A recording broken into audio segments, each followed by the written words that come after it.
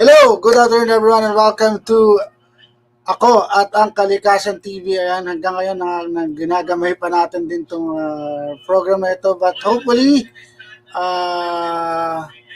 we can do this, ladies and gentlemen. And welcome ulit sa isa na namang episode ng Ako at ang Kalikasan TV. Kasama niyo po ulit ang inyong lingkod, Kuya David. At syempre, ang pag-uusapan natin today is ang sustainable energy and the environmental crisis. Mamaya kasama po natin si Doc MENDOZA ulit. Yan.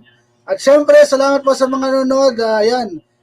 Thank you, Kuya Richard Peñaflor. Ayan yung ating guest last episode. Salamat po sa 23 viewers natin sa pagsisimula ng AKTV ngayong araw. At pinasasalamatan ko din mga kaibigan, unang-una, ang lahat ng katulong natin at kasama. Pero bago po yun, manalangin muna tayo at ialay natin ang araw na ito para sa ating Panginoon.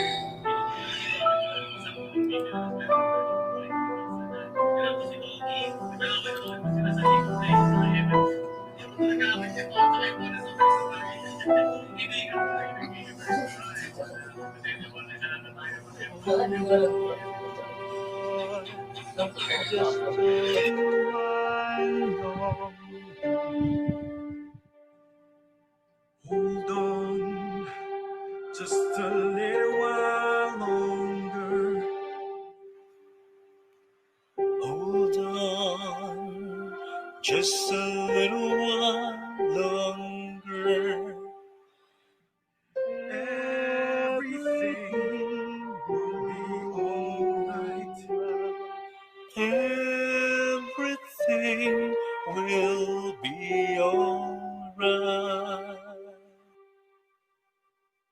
Fight on, just a little while longer. Fight on, just a little while longer.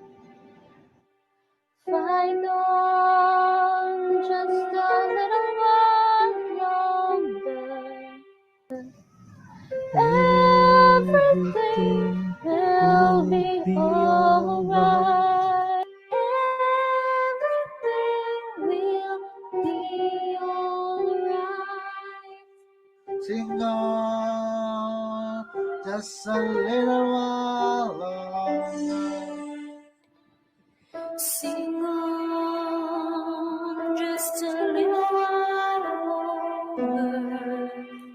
Sing on, just a little while longer. Everything will be alright. Everything will be alright. Pray on, just a little while longer. Everything will be alright. Everything will be alright.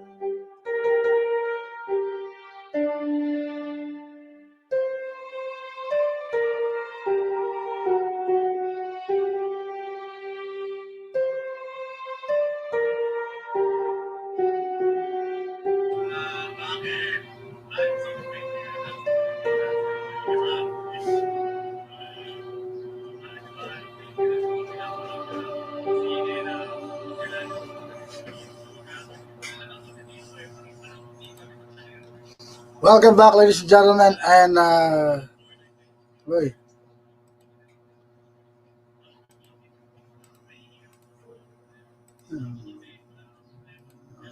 maya pa yung mga kaibigan. Ayun, welcome back po sa ako at ang Kalikasan TV, AKTV for today. At bago po tayo magsimula sa ating topic, meron po muna tayong mga ibabalita. Ito po mga kaganapan na pangkalikasan na kailangan po ninyong malaman, mga kaibigan. Unahin po natin itong issue na kinapapalooban, no, ng napaka-importante pong issue nito, mga kaibigan.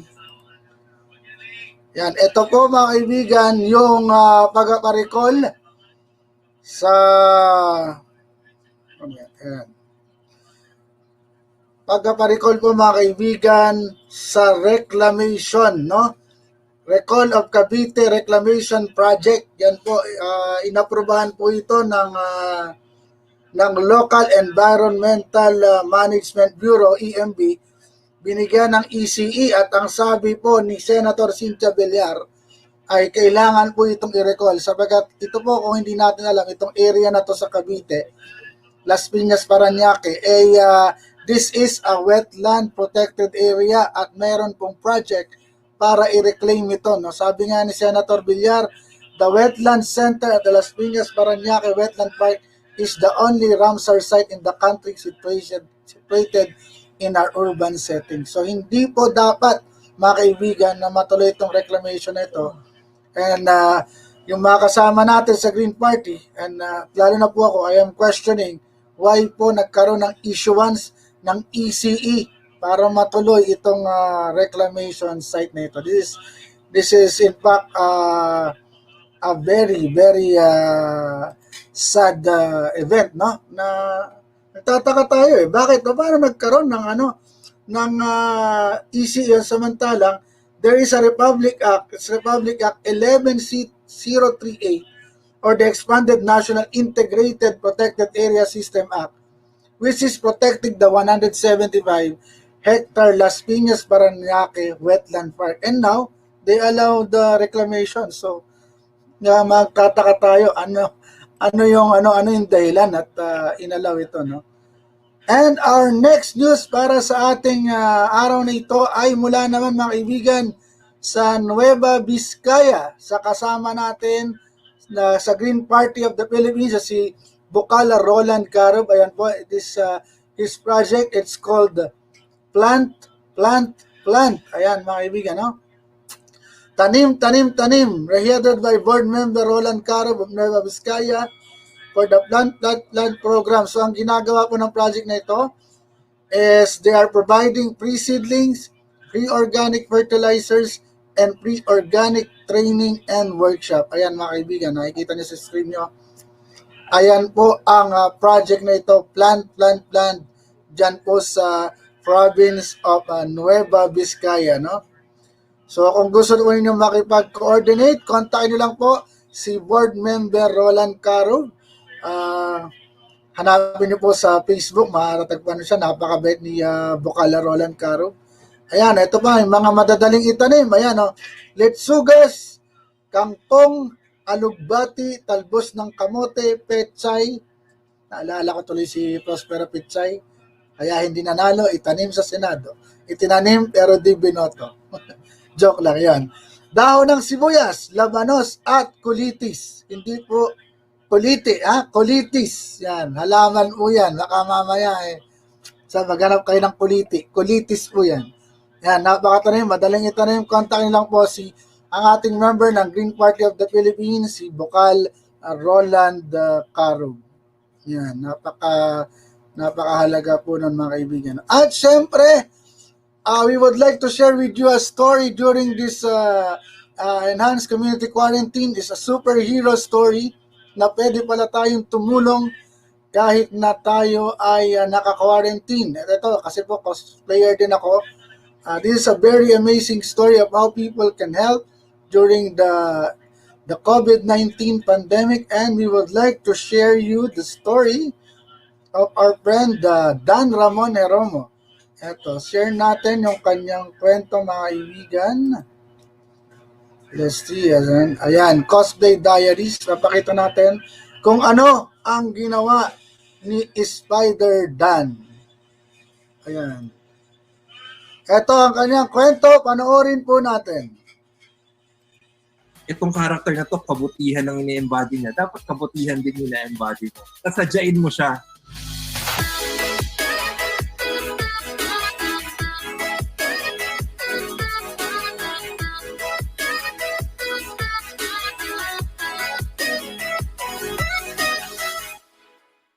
Face masks, gloves, face shields, o personal protective equipments. Ganito ang karaniwang suot ng mga matuturing na modern-day heroes sa panahon ng pandemya. Bagamat ito ang karaniwan, may mga taong nag-ala superhero sa kasagsagan ng enhanced community quarantine. Isa na riyan si Spider-Dan. Kamakailan ay nag-viral ang mga litrato at videos ng kanyang pamimigay ng gulay sa Pasig habang suot ang kanyang Spider-Man costume. Pero sino nga ba si Spider-Dan? Sino nga ba ang mukha sa likod ng spider costume na ito? Hello po, ako po ay si Spider-Dan Heromo. Ako po ay si Dan Ramon Heromo. Ako po ay taga-Pasig at isang art director by profession and cosplayer by hobby. Kagaya ng ibang mga bata noon, nahilig si Dan sa pagbabasa ng mga superhero comics. Taong 1999, nagsimula ang cosplay journey ni Dan dahil sa school requirements sa UP. Sa loob ng 2 dekada, naging malaking bahagi ng buhay ni Dan ang costume na ito. Simula sa kanyang unang pag-cosplay, sa mga kompetisyong kanyang sinalihan, sa pagbabanda, at ngayong panahon ng pandemya. Spider-Man ang napili ko i-cosplay kasi since I was very, very young, talagang mahilig na ako sa superheroes, sa superhero comics, superhero movies na rin, superhero cartoons. Pero marami naman kasi superheroes, di ba? Bakit hindi si Superman? Bakit hindi si Batman? Bakit hindi si Wonder Woman? Whoever, di ba? Why did I choose this particular Marvel character? I was reading this interview sa isang magazine called Wizard Magazine na in-interview nila doon yung guy na talagang siya na yung dati pang parang mascot siya, lumalabas parang mascot. ng Marvel Comics. Every time may event si Marvel, any appearance na kailangan may mag-appear ng Marvel character, ay yung stuntman or costume guy na papagsuotin nila ng kanilang official suit na Spider-Man. Siya yung representative at mascot ng Spider-Man character and Marvel. With great power, there must also come great responsibility.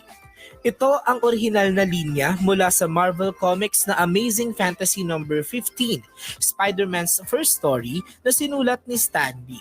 Sa quote na ito, hinugot ni Dan ang inspirasyon niya sa pagganap bilang real-life Spider-Man ng Pasig. Itong character na to, kabutihan ang ini-embody niya. Dapat kabutihan din yung na-embody mo. Tapos, tasadyain mo siya. Sa kagustuhang makatulong sa iba, imbis na sapot ang dala sa pagrampas sa kalsada, supot na may lamang gulay ang kanyang alay para sa kanyang mga kabarangay. Ang next step ko is maghanap ng kaibigan ko na taga-Pasig din na meron ding ginagawang relief operations. Doon ako nauwi sa kaibigan kong si Mark Guzon. At meron siyang grupo which is called Taga-Ugong na Tunay at nagpapamigay sila ng mga ng relief sa mga na-stranded na workers. Sa tulong ng grupong Taga-Ugong na Tunay na tumutulong sa mga stranded no work no pay construction workers sa Pasig, naging mukha ng pagtulong at pag-asa si Spider-Dan para sa kanyang mga natulungan. Kahit mga ang lalaking mga tao na mga manong, yung pagkakita nila, Spider-Man, para sila mga bata. Ang laking tinik na natanggal dun sa badge feeling na nadala nung quarantine sa akin. Bagamat nag-viral sa pamimigay ng gulay sa Pasig noong nakaraan, noon pa man ay aktibo na si Spider-Dan sa pagtulong at pagbibigay saya sa pamamagitan ng kanyang pag-cosplay. Sakto nga naman na kakatapos lang ng 20th anniversary ko. Pagpasok nitong 2020, ang gandang chapter niya. Pero the fact na tumulong ka, at the same time nilagyan mo ng ganitong elemento na kung tutusin, ay pambata yan. Kahit pala itong mga klase ng tao na to na yun nga, mga manong na karpintero, construction worker. Pag nakita nila si Spider-Man, babalik talaga eh. Nasa core pa rin natin yung pagiging bata at pagiging mapagmahal sa mga childhood characters. Tuwang-tuwa, para silang walang mga problema. Nahintuman ang taunang cosplay convention sa bansa dahil sa COVID-19. Hindi ito naging hadlang para sa mga cosplayers na kagaya ni Spider-Dan na magpasaya sa iba. Gamit ang costume na tila naging personal protective equipment niya, natupad ni Dan ang pangarap niyang maging kagaya ng kanyang idolong professional Spider-Man.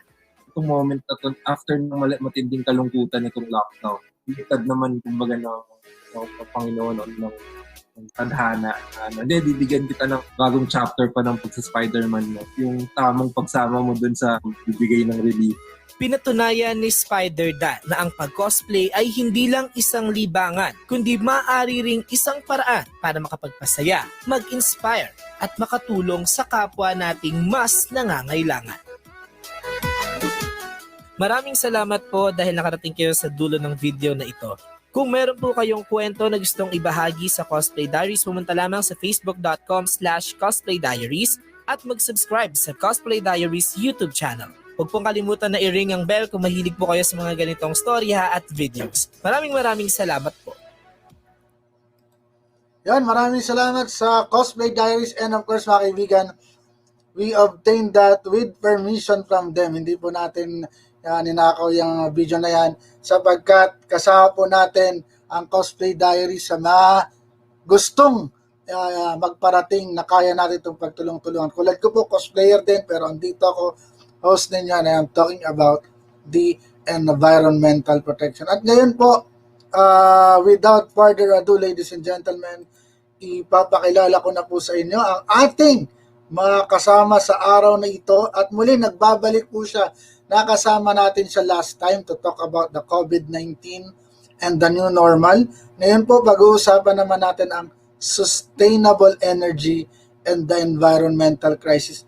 Ladies and gentlemen, let us welcome the President and Chief Science Officer of the Mark Energy Revolution Corporation, Dr. Rosemary Mendoza.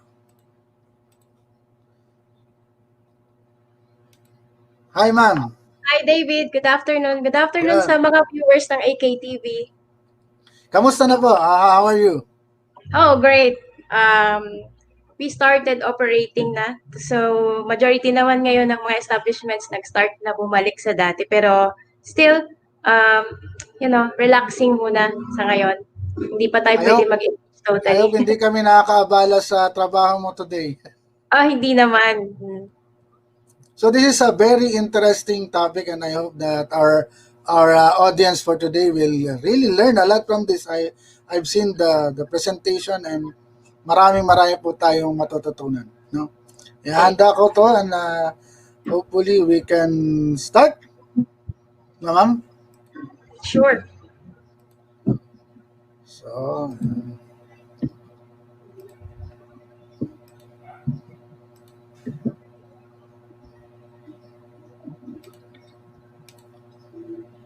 So, pag-uusapan po natin mga kaibigan is sustainable energy and environmental crisis. Hindi ko na po magsasalita ng marami. Hayaan niyo po na si Dr. Rona magsabi sa inyo kung ano ang tungkol dito. Ma'am, take it away. Okay, thank you, David. Once again, good afternoon, everybody. And I am Dr. Rosemary Mendoza from Mark Energy Corporation, Revolution Corporation, talking about sustainable energy and environmental crisis. So, next slide, please. So, let's talk about the unprecedented crisis. Okay, so next slide. And where did it all start and where are we going? Saan nag-umpisa? So before, 'di ba? During the discovery of fossil fuels, no? The industry started to boom and they started to exploit the use of this fossil fuels, the use of carbons in the form of oil, natural gas, and coal. So yan yung start na nag-boom yung industry, nag-gear towards globalization. But basically what happened is hindi na foresee yung effect ng paggamit natin itong fossil fuels, okay? And so by now, 'di ba? We become dependent on these fossil fuels. And ngayon, what happened was we were able to assess the drastic effect of these fossil fuels, of burning these fossil fuels to the environment, particularly by measuring the carbon dioxide concentration sa ating atmosphere. No, so ngayon, this data was around January 22, 2017, indicating that we have around 406.58 ppm of carbon dioxide sa ating atmosphere. And this is very alarming kasi noon, tingnan nyo yung graph niya, no? From 1960s up to 2015, saan nag-start yung drastic change or yung drastic na pag-increase, no? Nagpag-increase nung amount of carbon dioxide sa Earth, that is around starting from 1960s up to now, and that covers the era of 1970 where nagkaroon ng massive globalization approach. And by now, ano yung sinasabi ng mga scientists? The scientists are actually telling us that we are actually burning the earth. Sinusunog natin yung mundo natin. By what? By accumulating greenhouse gases. So, ano ngayon ang mangyayari? As we try to continue being dependent with these fossil fuels, ang tanong, hanggang kailan tayo gagamit nito? Hanggang kailan ito tatagal? Kaya ba nitong i-sustain yung buhay natin and the life also of the future generations? Well, the answer is no. Why? Because as the earth starts to heat up, our fossil fuel starts to deplete and basically mauubos yan. This is now the way, or this is now the time that the governments and even the world is focusing on getting or focusing into alternative sources of energy. Pero huli na kasi meron na tayong tinatawag na climate change. So yung heating up ng earth was able to change, and was able to affect climate variability, okay, over a comparable period of time. And this was documented by different observatories and different science laboratories all around the world. And ano nga ba yung climate change? Okay, in short, it is any change in climate over time, whether due to natural variability or as a result of human activity. Pero sa ngayon, majority or most part of the effects of climate change is attributed to the result of human activity. Kasi yung natural occurrences yung natural heating of the earth, naturally nagko-cool down din siya. So dahil dyan, yung man's activity becomes now the primary reason or the primary culprit of climate change. So next slide please.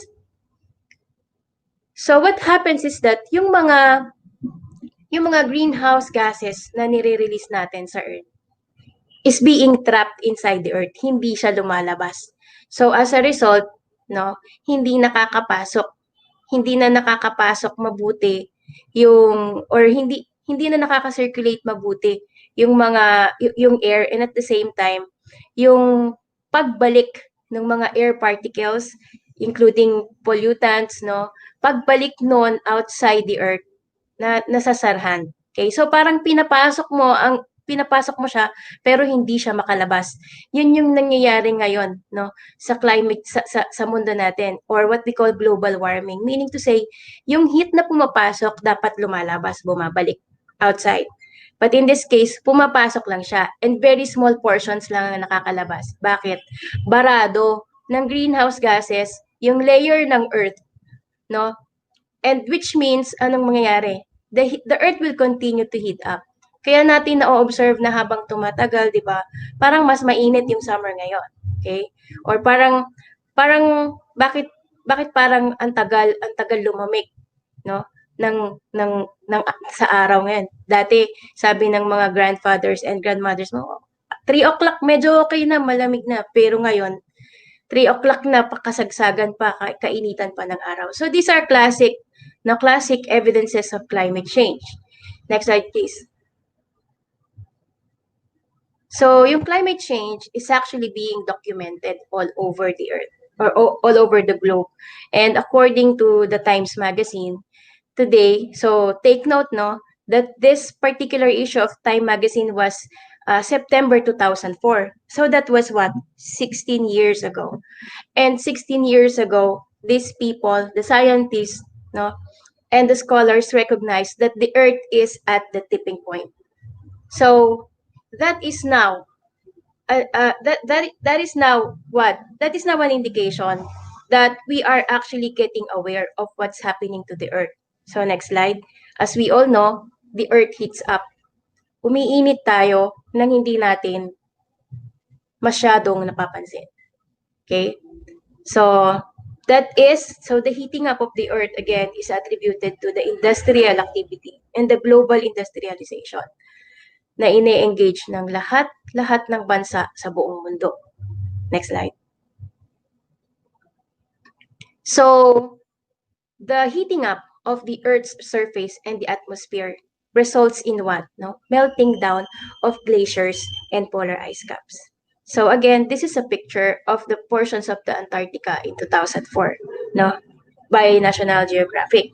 And the next slide will actually give us an idea of the further effects of this heating up of the Earth. Okay? So more and more, yung mga glacial areas sa Antarctica is actually what? Depleting. Lumiliit yung mga layers ng ice, nauubos. Syempre, anong nangyayari? Natutunaw. So the Arctic is warming 2 or 3 times before. And if you look at this picture, makikita mo yung parang orange tip nung glaciers, no? So this means that what? Parang dinidefrost natin yung areas ng Earth na malalamig na may yelo. Hindi ito maganda para sa atin. Although lumalamig yung ibang lugar, pero basically, hindi ito maganda.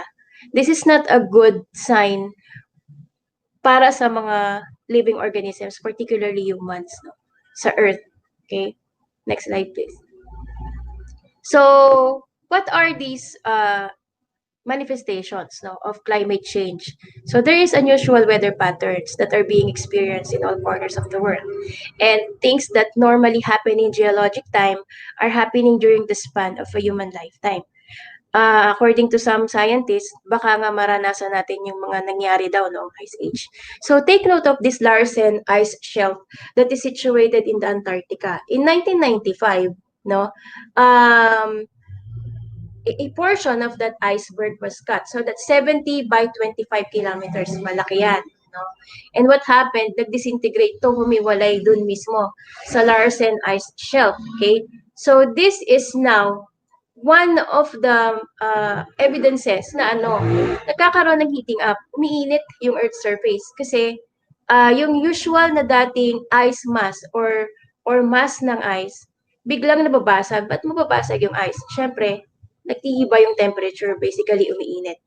Not only in 1995, that was about in 2002, the other portion, which is portion B of the Larsen ice shelf, again disintegrated.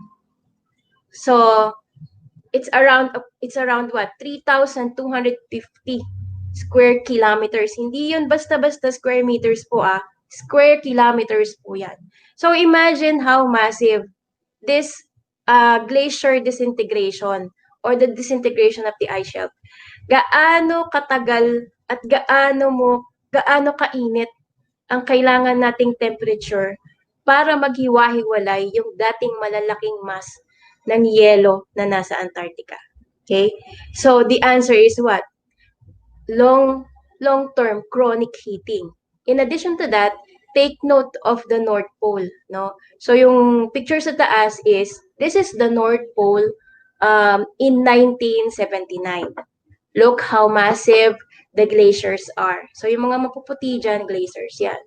Now, by 2003, no, what happens? There is a depletion or deterioration of this ice shelf or glaciers or ice lands, no, within the North Pole. Almost 1/3 of it actually melted and disintegrated. So, most likely, saan napunta? Sa dagat. Magkakaroon naman ngayon ng rise in sea level. So, tumataas yung tubig. Again, hindi ito maganda para sa atin, para sa mga tao, and the inhabitants of Earth. Next slide please. So, yung dating mga bundok, mga bulubundukin or mga valleys in between the glacial and the snow caps, no, sa mga mountains, biglang nagkakaroon ngayon ng glacial lake outburst floods, no. So nagme-melt kasi siya, tapos naiipon siya dun sa kapatagan in between the mountains. So this is actually seen in Bhutan also around 2003. Okay? So meron na tayo ngayong mga glacial lake outburst floods, which is again not good for us human beings. Next slide please. So another thing, no, another effect of this heating up of Earth is the melting of the permafrost. So this is actually a frosted layer of soil found also in frigid regions of the Earth, yung mga malalamig. So what is the implication kapag yung mga dating frozen, no, frozen na lupa biglang magme-melt? There are actually a lot of microorganisms frozen also dyan sa lupa na yan, sa ilalim ng lupa na yan. So, kapag nag-melt ang permafrost, magme-melt yung substance that inhibits or that inactivates these microorganisms. Some of these microorganisms are just in cold hibernation. Ibig sabihin, hindi sila patay, tulog lang sila. So, pag nag-melt ang mga permafrost na to, pinapakawalan mo yung mga microorganisms in hibernation, which the scientists also predicted na kapag may climate change, magkakaroon ng mga very hard to cure diseases, which I think all of us are actually seeing now. So, again, lahat ito associated dun sa heating up of the Earth at associated dun sa pag-accumulate ng carbon dioxide sa atmosphere. Next slide, please. And in addition to that, we have the droughts in the Horn of Africa. This is actually shot in 2006 where more than 17 million of people in some countries including Africa and Kenya faced serious shortages due to consecutive years of failed rains. Hindi umuulan. So again, another effect of climate change and heating up of the earth is, drastic weather patterns. Sobrang tuyot sa kabilang area, sobrang tuyot, sobrang basa, or sobrang namang wet sa ibang areas, no? In some cases, maaga mo mararanasan yung tag-ulan, maaga mo mararanasan yung tag-araw or late, no? So, nagkakaroon ng variations or variability dun sa weather at sa climate patterns. Next slide, please. And also, we have the European and even heat waves, no? So, alam naman natin yan na biglang nag-iiba talaga yung kapaligiran natin where, no, may mga tao nang namamatay sa init ng araw. Okay? This is not a natural phenomena that we can encounter every day. Of course, we can feel hot every day, but basically, we're not supposed to die with heat. Okay? So, yung heat wave na to, nabalitaan natin in 2003 sa Europe. And then, there is also some evidences of heat wave na nabalitaan natin sa United States and even some parts of the world. So, totoo na nangyayari. Totoo ang climate change, di ba? Next slide, please. So, this is another example of, or this is another evidence of Earth's atmosphere heating up, okay? So, this is the tip of the Mount Kilimanjaro in Tanzania, no? So, sa Africa yan. In 1993, look at how massive the ice caps, no? Malaki siya. Pero pagdating ng year 2000 pa lang, look at the very little snow cover of Mount Kilimanjaro. Okay? So, basically, nagmelt ulit yung ice. Next. And another effect, no, of this climate change is what? The unpredictable and very strong, no, hurricanes that will be coming. Okay, so I think United States and even the Philippines has already experienced over the past decades unusual, no, katulad nito, unusual weather disturbances like storms. Okay, so the Philippines has been famous around the world because of the these typhoons that come and devastated massively the people, no. This is Milenio, and then the other one is yung Yolanda, diba? And then also, the Philippines is also famous for landslides. So this is actually in 2004 in southern Leyte, which is again attributed to climate change. So in short, diba? There is actually a crisis that is taking place. And, diba? According to Times Magazine also, the Philippines ranks as among the top countries worldwide in terms of vulnerability to climate change. Bakit nila nasabi na ganito? Later on, we will see. Okay? So as a third world country kasi, we don't have much to contribute with those emissions, with those industrializations, no, as compared to the newly industrialized country. And that becomes us vulnerable kasi why? We are actually particularly experiencing the effect, but we contribute less relative to these countries. Kaya, di ba, merong mga treaties ngayon na about climate change where the big consumers of fossil fuels must have some mitigating measures to help countries like us. Okay, so we are one of the vulnerable countries to climate change. Next slide, please. So in the Philippines, again, we have landslides occurring very frequent, flash floods. Okay, see? So alam natin yan, naririnig natin lahat yan sa news, no? Hindi ito kaila sa atin, na hindi natin pwedeng sabihin na nangyayari ito noon. Nangyayari ito noon, pero minsan, diba? According to some studies, it happens every 10 years or it happens every 20 years. But here in the Philippines, we see how it happens thrice or twice a year. Now, which is very surprising because the first time it happens, the Philippines is not ready. We are really devastated. Madaming namatay, madaming nasira. Okay? So, in progress, natututo naman tayong mga Pilipino to deal with this. But basically, I think what we should know is how to deal with the climate change itself, not how to, temporarily deal with the effects and cope with it. Let's go to the root cause, and basically we will have more benefits. So, the rising threat of climate change in the Philippines is basically due to the what? Vulnerability to climate disasters. Okay? So, as an effect, we have rising temperatures, change in rainfall pattern, sea level rise. Okay? What else? Extreme weather events, na-experience natin yan. Greater floods. Okay? Lahat to na-experience natin. Okay? Bakit? No?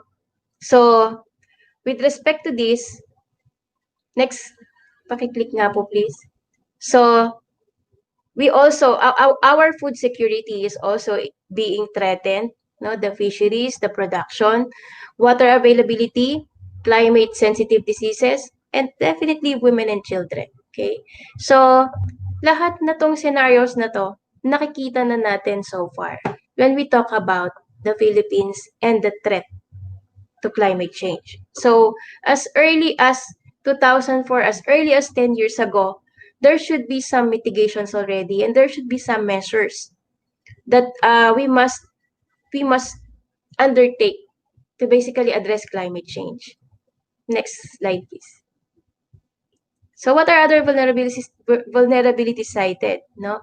Marami tayong laws. Maraming binibigay na laws dyan. Maraming Republic Acts. Pero, what we have are inadequate laws. Hindi niya masyadong natatarget yung dapat i-target.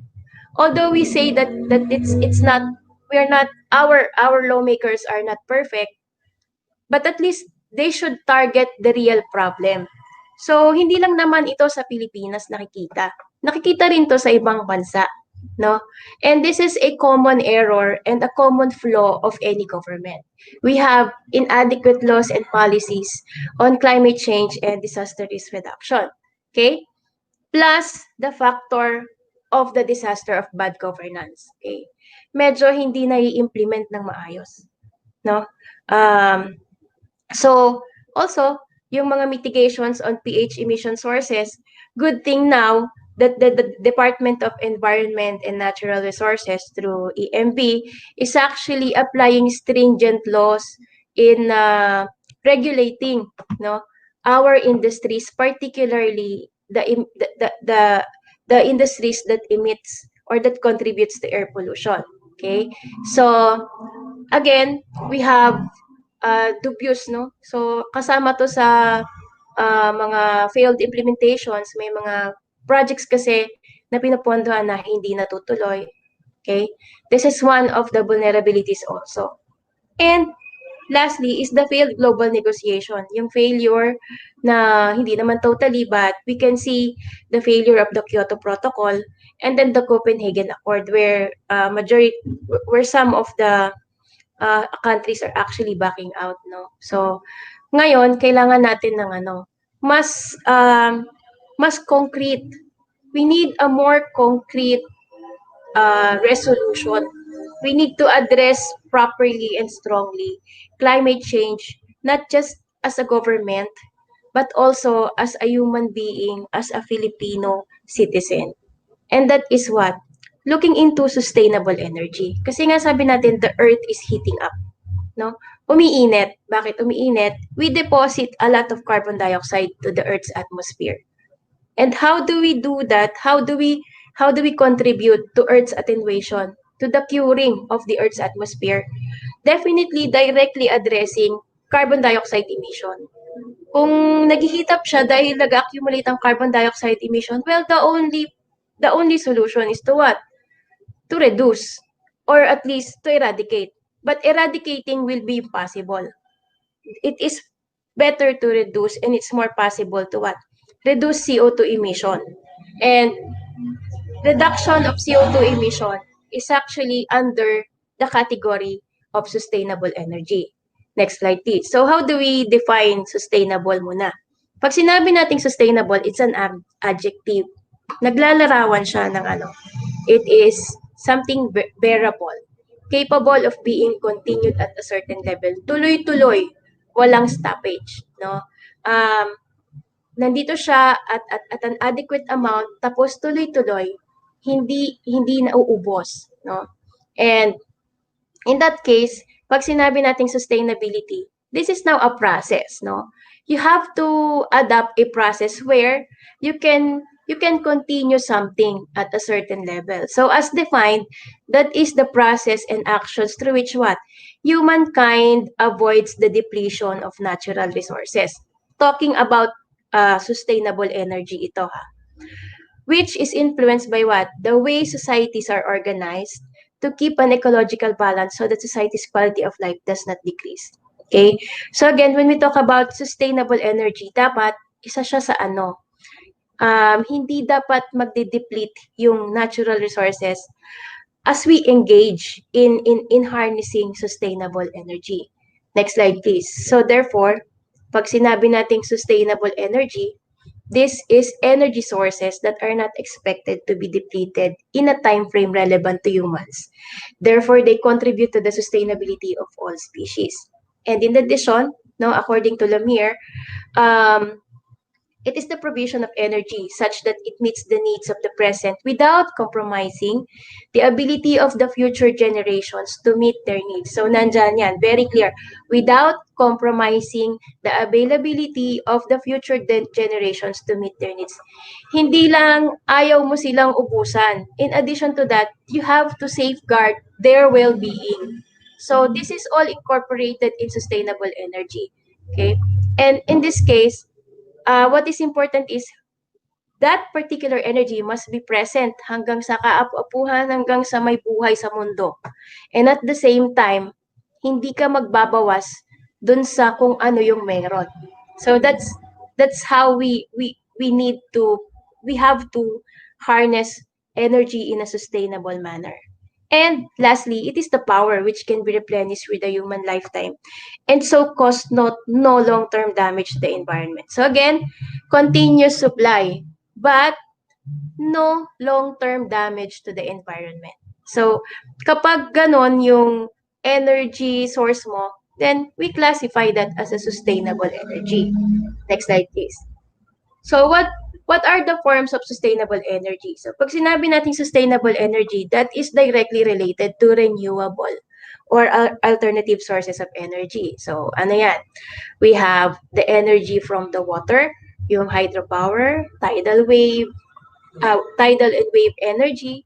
We also have biomass, no? Geothermal, then yung sunod na picture is the wind energy, and one of the most popular now is the solar energy. So next slide, please. So let's talk about first the hydropower generation. Okay? So in this case, di ba, pag sinabi nating hydropower generation, we harness the energy coming from the water. So coming from the currents, yung motion, yung kinetic energy na na-generate dun sa motion or dun sa current, yun yung kinukuha natin to convert it into other forms of energy that is basically what consumable by man.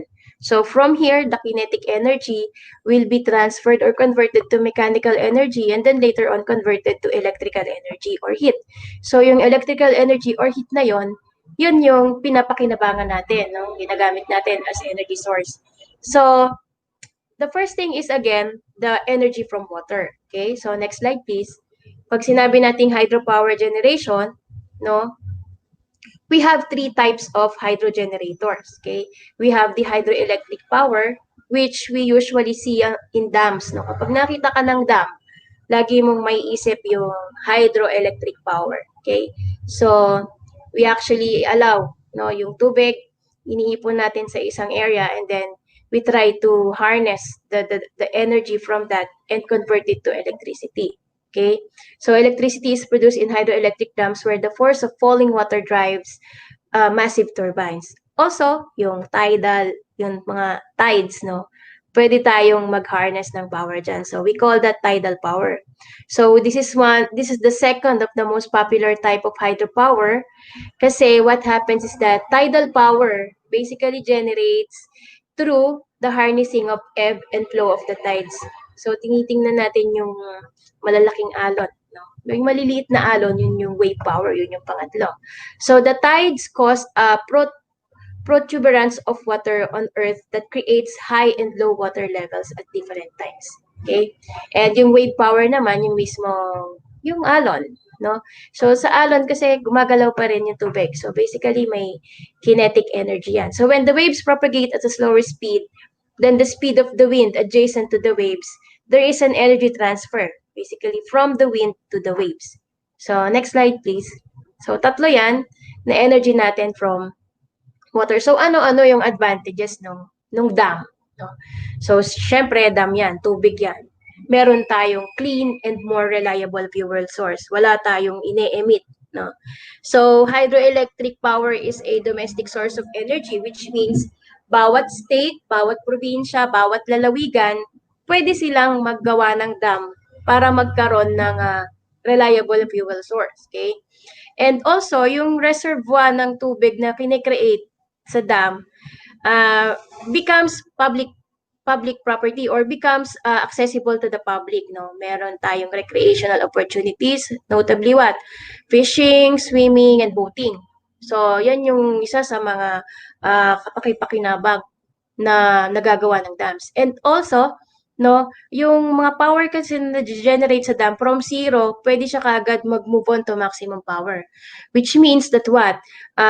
This can generate power to the grid immediately, and they provide essential backup power during what? Major electricity outages or disruptions. No? So, madaling iba to sa grid, madaling mag-produce ng desired amount of power.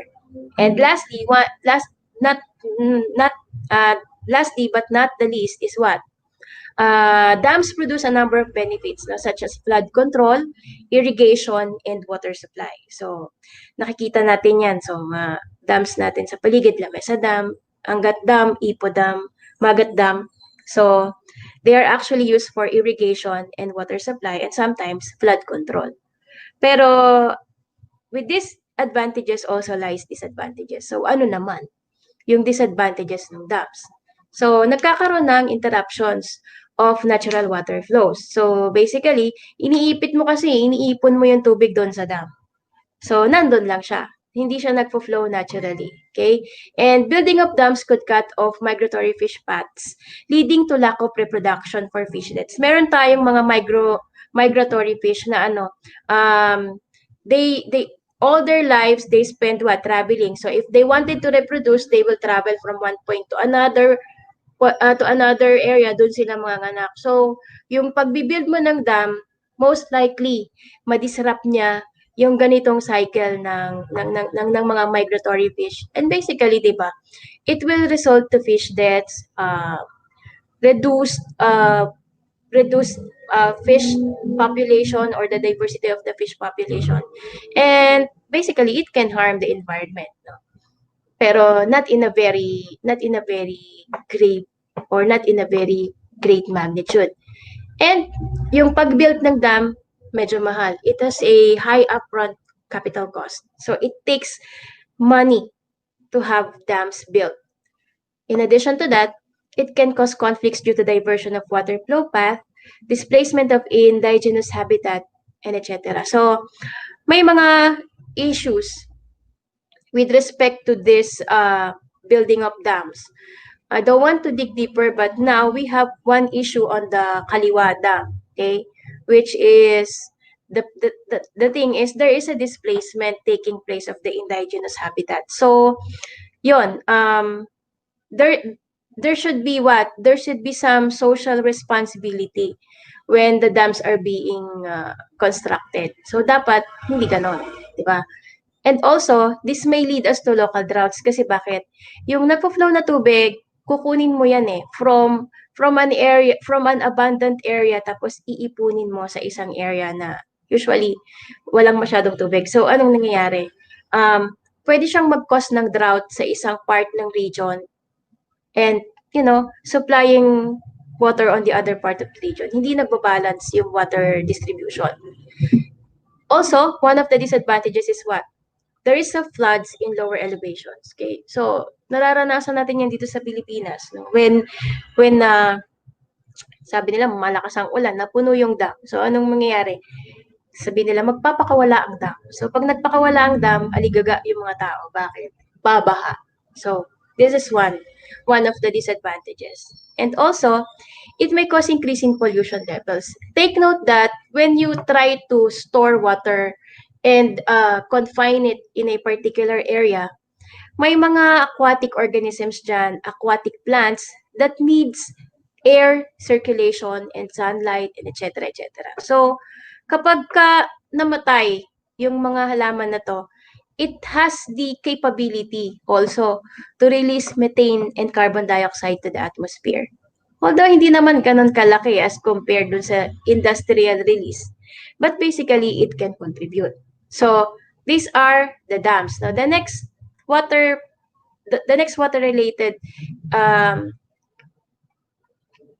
source or sustainable energy source is now the tidal energy. So, ano naman ngayon yung advantages ng tidal energy? So again, pag sinabi nating tidal energy, we harness energy from the tides, no? Yung malalaking alon. No? Nakita natin how dynamic the tides are. So what are the advantages of harnessing tidal energy? So number one, renewable siya. No? And it will not lead to any pollution. Bakit? Wala ka namang, again, walang emission, no? And in addition to that, no, it requires the flow of water for the generation of electricity in each catchment area. So basically, walang fuel na ginagamit. Nagre-rely ka lang dun sa flow or dun sa motion ng tubig. In addition to that, no, tidal energy power plant operating costs are extremely low. So, mababa yung operating cost niya. But this is operating cost. Mataas rin yung capital cost niyan. The tidal turbines are up to 80% efficient in converting tidal energy to usable electricity. So, mataas ang efficiency ng mga tidal turbines. And also, the wave energy is very predictable as tides rise and fall with great uniformity. Alam natin kung kailan mag-high tide. Alam natin kung kailan mag-low tide. So by then, we can control how we're going to harness this, this energy, no? And also its distribution and storage. So meron lang siyang isang disadvantage, okay? So definitely, may effect yan dun sa marine life. And setting up these facilities to harness tidal energy may disrupt the movement and growth of fish and other marine life. So, yung malalaking tidal energy facilities kasi needs to be bored deep down the seabed. So, ni-storbo natin, no, yung diversity of marine life underwater. So, next we have now the wind. So, dito naman tayo sa wind energy. Okay? So, from here, diba, a wind turbine transforms the kinetic energy of the wind into mechanical energy and then into electrical energy or heat. Okay? So, nakikita natin dyan sa picture. Alam kong everybody watching this is aware what a wind turbine looks like. So, ito is a classic wind turbine having 3 blades. Pero may wind turbine din na 2 blades, may wind turbine na 1 blade. Okay? So, with respect to that, meron tayong mga importanteng dapat tandaan when we talk about wind turbines. Take note na hindi ka pwedeng lumapit dyan. Napakalaking electric pan yan, di ba? So, yung electric pan mo nga sa bahay, suot mo yung kamay mo, takot ka na at baka mahiwa ka eh. So, basically, ang wind turbines are actually massive infrastructures. And, kailangan niya ng massive land area. So, ano ngayon yung advantages ng having wind turbines, okay?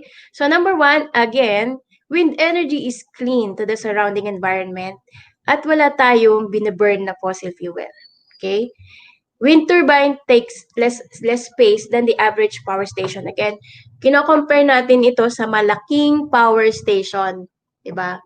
So, kung i-compare natin yung wind turbines na to, this takes up lesser space. But kung i-measure natin, malaki pa rin yung land area required for a specific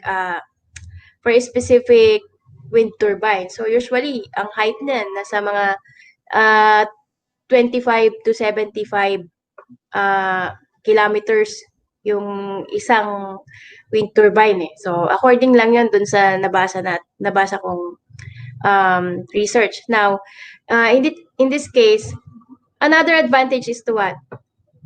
Ngayon, maraming mga technologies na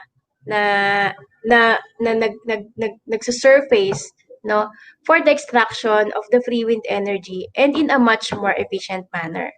And in addition to that, wind turbines are a resource to generate energy in remote locations such as mountain communities and remote countryside areas. So, pwedeng mag-set up ng wind turbine kahit sa mga probinsya. Wala kang problema kasi another advantage is that wind turbines are basically independent kasi automated siya.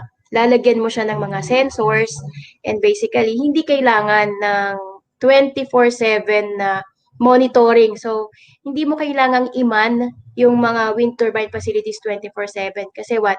By the technology now, we can actually automate, no, and equip these wind turbines with sensors, no, that will allow what? Routine, periodic maintenance lang. So, kung kailangan lang i-maintain, tsaka lang pupunta yung mga technicians doon. So, lesser manpower and lesser frequency of what? Monitoring. And also, meron siyang range of different sizes in order to support varying populations. Pwede kang mag-design ng wind turbine based on what? The surface area available or based on the type of community. Was that a rural area, countryside ba yan? So, flexible yung pag-design ng wind turbine. And also, isa sa mga sustainability ng wind turbine is that you can actually have a hybrid power supply where i-connect mo yung wind sa ibang sustainable energy supply like solar. So pag combine mo yung dalawa, no, you have the capability to what?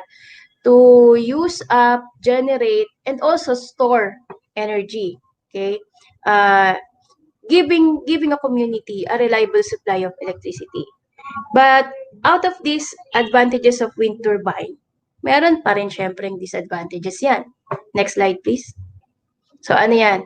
Wind turbine suffers from variability of the wind speed. So, nakadepende siya sa wind speed at nasaan. So, kailangan ilalagay mo yan dun sa direction na nandun yung wind. Kasi it will be nonsense kung walang hangin dun sa area. So you have to assess the wind speed in the area before you set up a wind turbine. In addition to that, no, wind turbines still require considerable large land area and cannot be installed in a residential area or a busy community. Imagine mo maglagay ka ng wind turbine sa gitna ng Makati. It's not possible. Kasi nga, because of the large land area requirement. So again, dun siya sa mga may malalaking available land area pwedeng i-set up. So the cost of energy produced by wind turbines is very expensive. As I have mentioned earlier, although one of the disadvantages is hindi mo kailangan ng mga taong constantly monitoring, kailangan mo naman ng mga sensors and automated features, no, which actually cost money. And another disadvantage is that wind turbines are noisy. So malaking electric fan. Maliit na electric fan mo, medyo may noise na yan. Imaginein mo times 100 size ng maliit mong electric fan. So ganon kaingay ang isang wind turbine.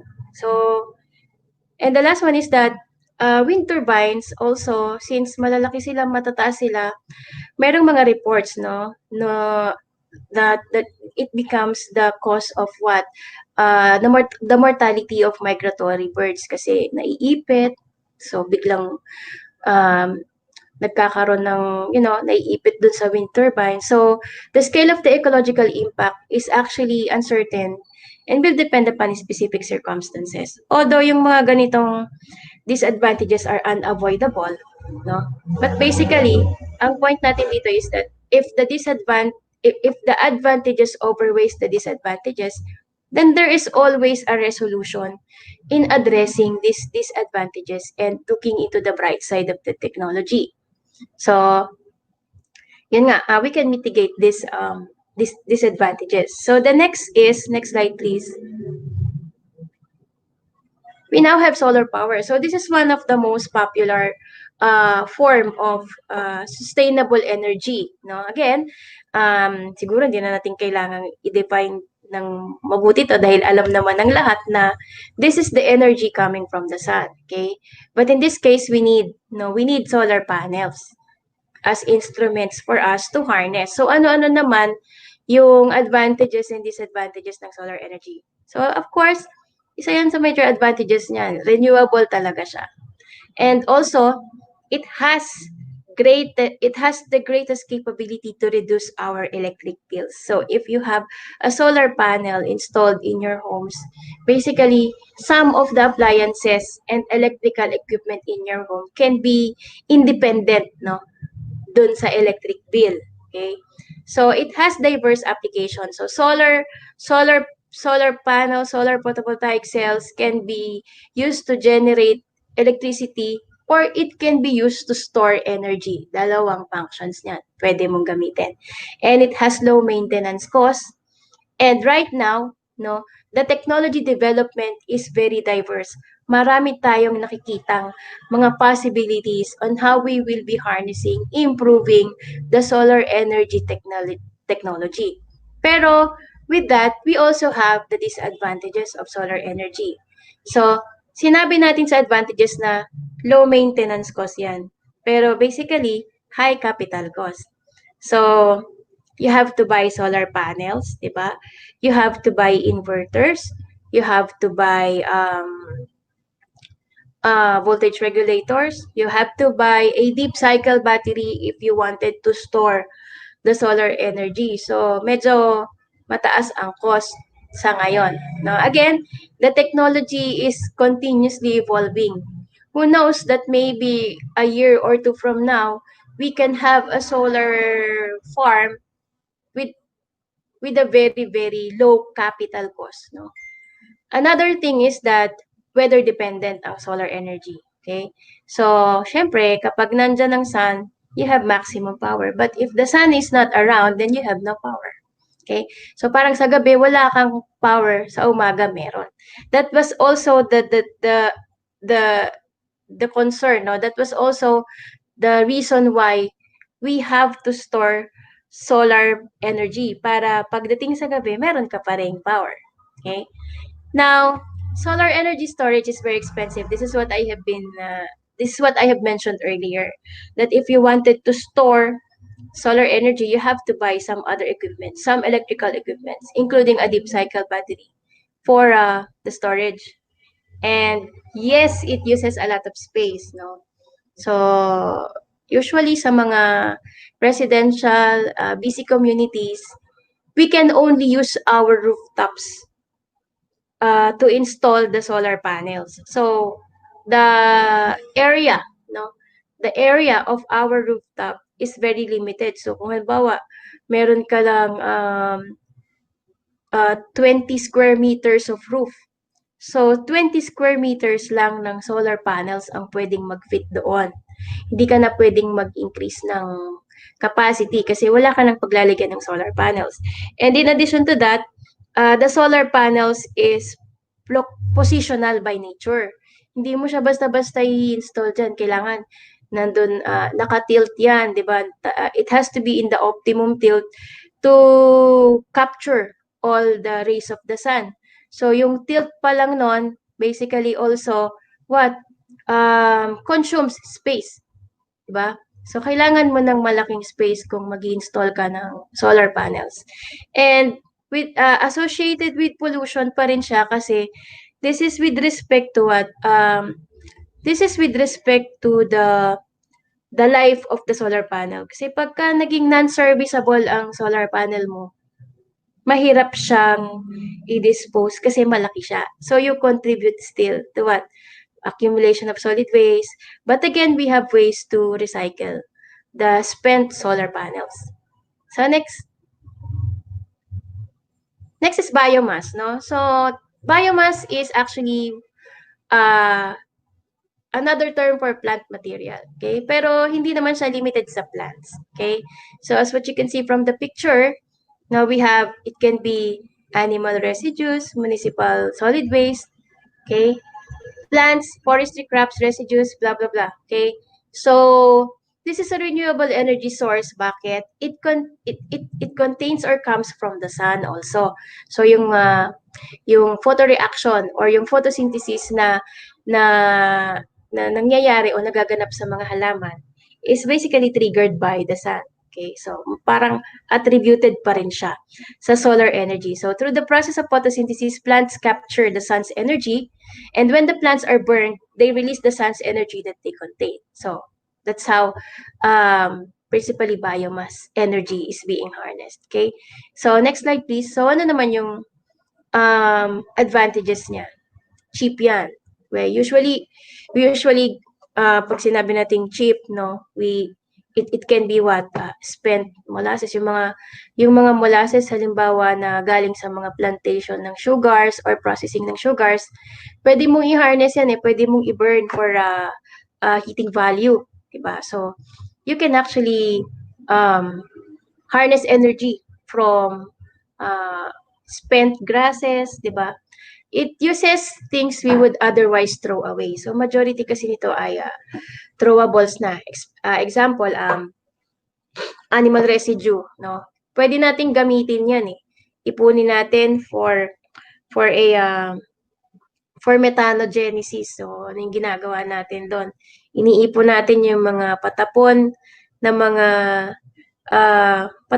mga kitchen waste, solid waste, and animal dungs, no? At gagawa tayo ng biodigester. So biodigester now outputs methane gas which can be used, no, na parang ordinaryong LPG. Okay, so waste can be found everywhere and doesn't run out. So lagi namang nandyan yung mga pinagputulan ng mga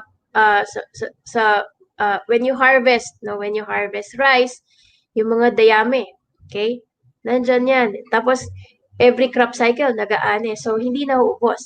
And basically patapon, okay? Doesn't require fossil fuels, okay? And waste needed is always accessible, okay? Another advantage is that biomass can be used to heat homes. So, yung makahoy, di ba? And can be produced locally or employable locally. Ano naman yung disadvantage niya? There are pollutants from burning. Pag sinunog mo yan, syempre, nagre-release ka pa rin ng carbon dioxide sa atmosphere.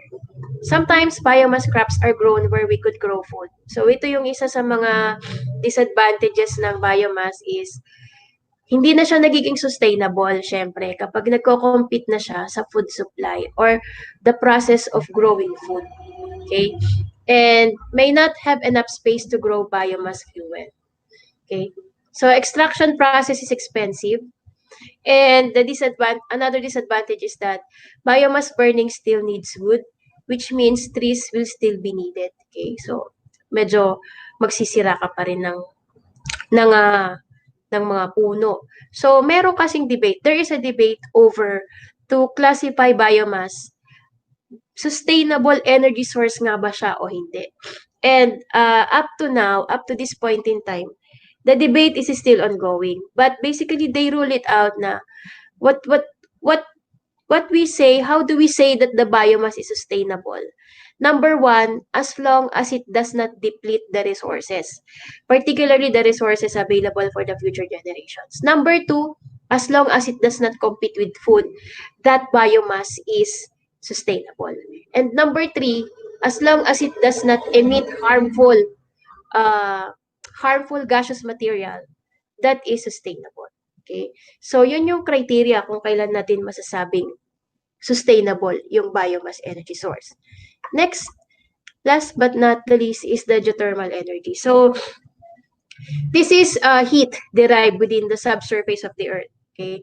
So, water and or steam carry the geothermal energy to the Earth's surface. So just like volcanoes, 'di ba? Nakita natin majority ng mga volcanoes may usok na lumalabas. So that is heat, no? Hindi lang volcanoes 'yan, may makita ka sa ground na parang mga white smoke na lumalabas, which is actually hot. So merong heat generated dun sa ilalim. So usually the Earth's heat is actually stored in the Earth's core, no? Something around 4,000 kilometers deep down.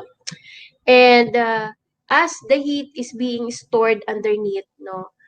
Syempre, yung based on with the geographical setting of the Earth, yung mga heat na yun nag-escape through cracks and craters. So we have volcanoes, no, craters, and even hot springs. Nakikita natin na nag-escape yung heat ng Earth doon.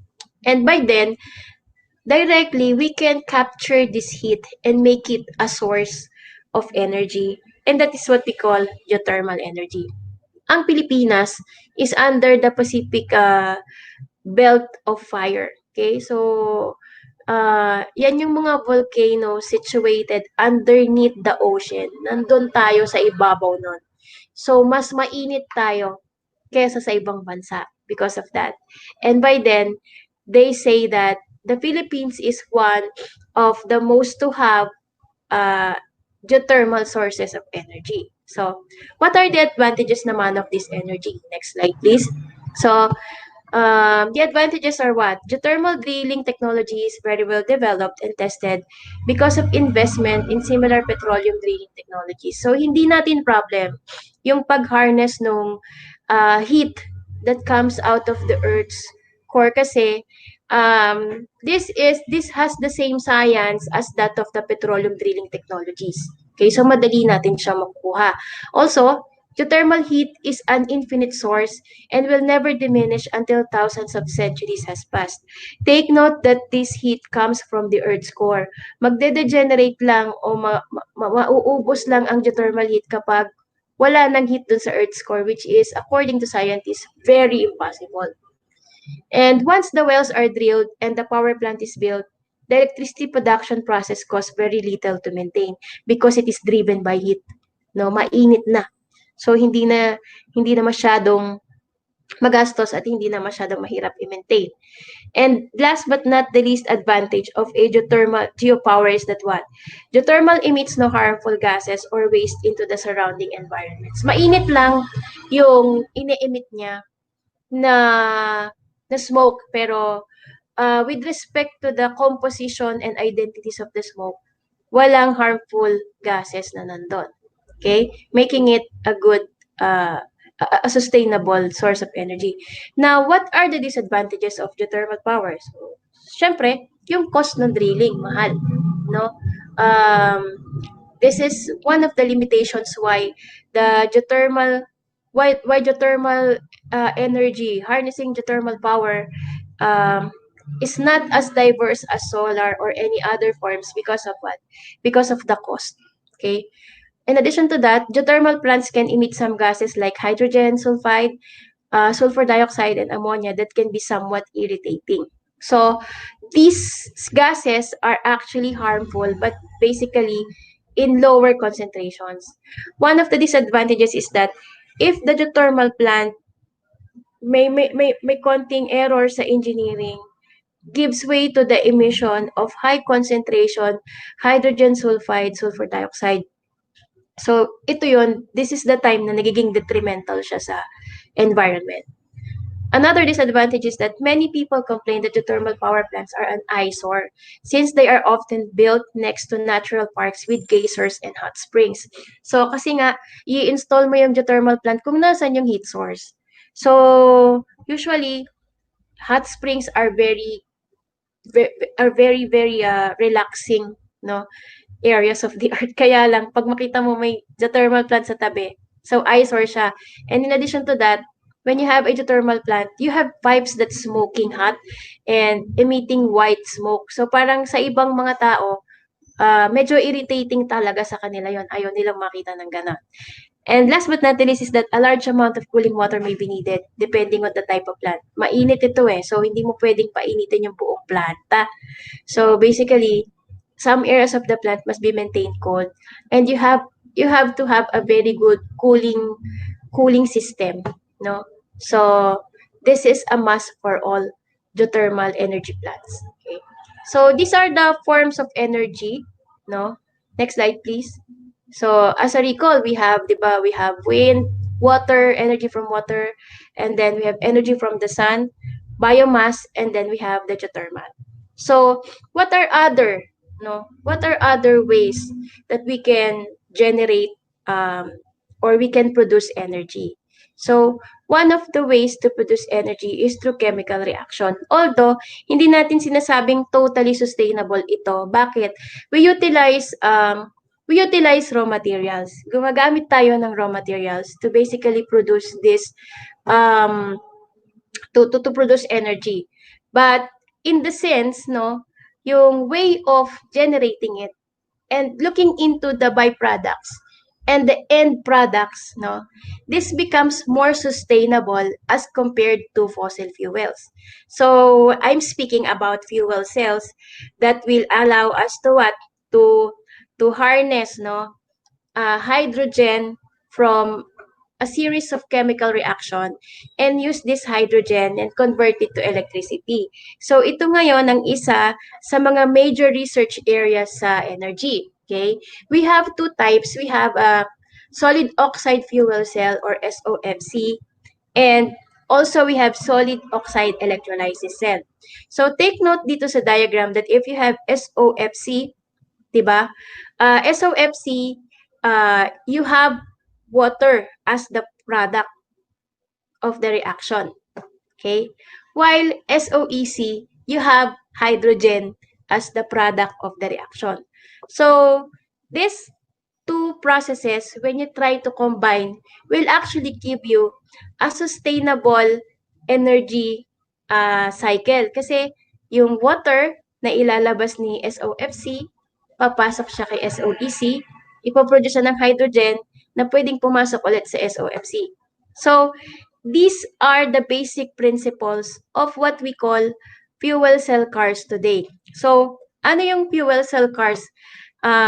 Marami na kayong makikita nyo sa YouTube. I-type nyo lang, fuel cell cars.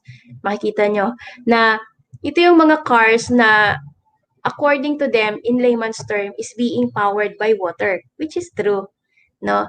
Pero if that is a car powered by water, you need to have an engine also that is compatible to the fuel source. Okay? Pero ang kagandahan nito, since what you use is hydrogen and atmospheric air, ano yung lalabas sa exhaust mo? Tubig, which is normally purified water. Kung may purifier dun sa loob.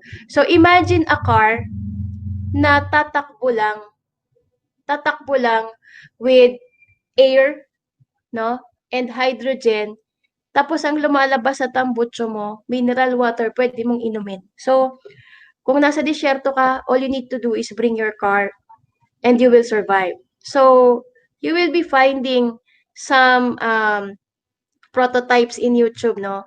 Number one is, I'm not patronizing, but I have seen Mercedes-Benz, Nissan, Honda, and even Mitsubishi have this fuel cell cars already, no? So, possible na siya. Kaya lang, basically, ang cost nito ay medyo mataas na hindi pa kaya ng mga third world countries like us. And even those first world countries, very limited pa rin, no? Yung mga ganitong klase. But on the brighter side, this is a highly sustainable type of motor vehicle. Imagine you don't need fossil fuels. You don't need you don't need spark plugs kasi yung chemical reaction na mismo yung magpo-power niyan. So again, wala ka pang harmful emission.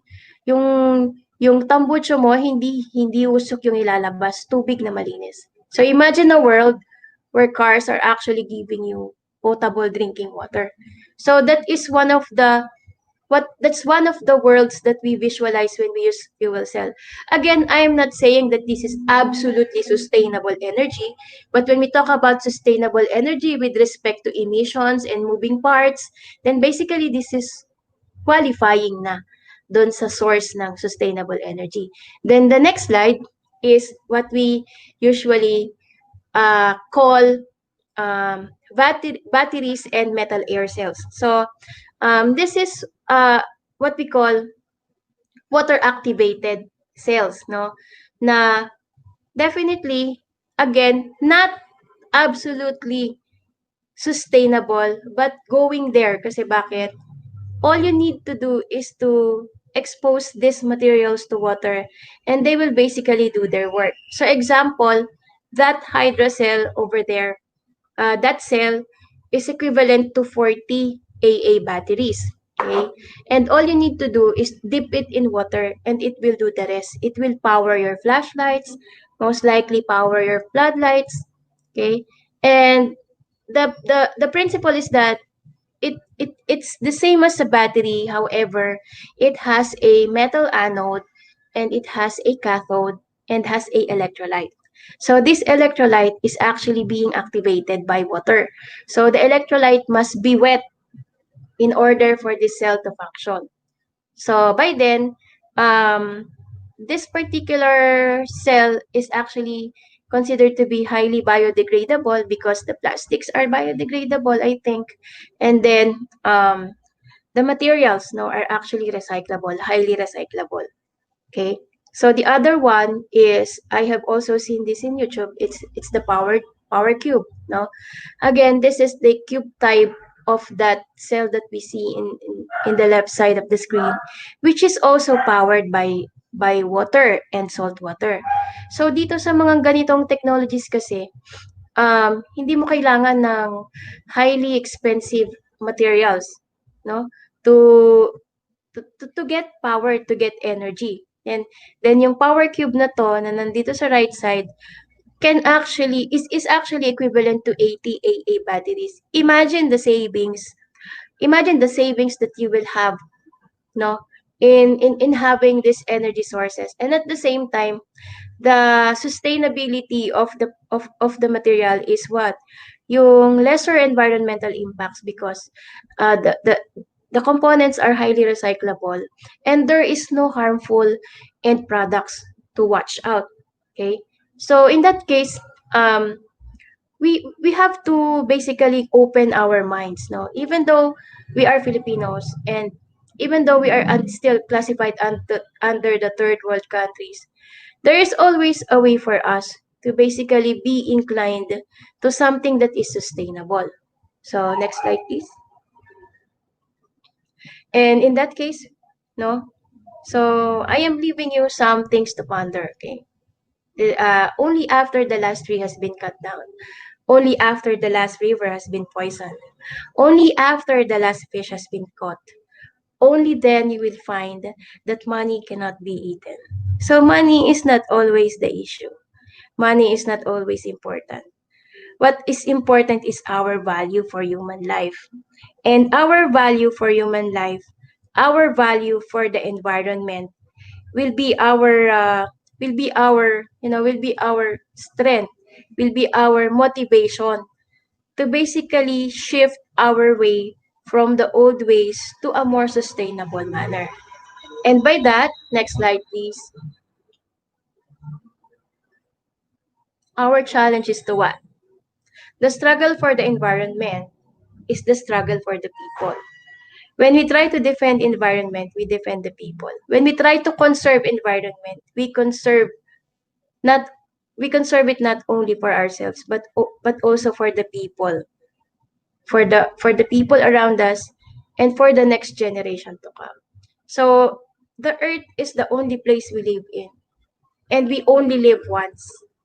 And let's make our life here on earth a legacy for the next generation, that they still have something because of us.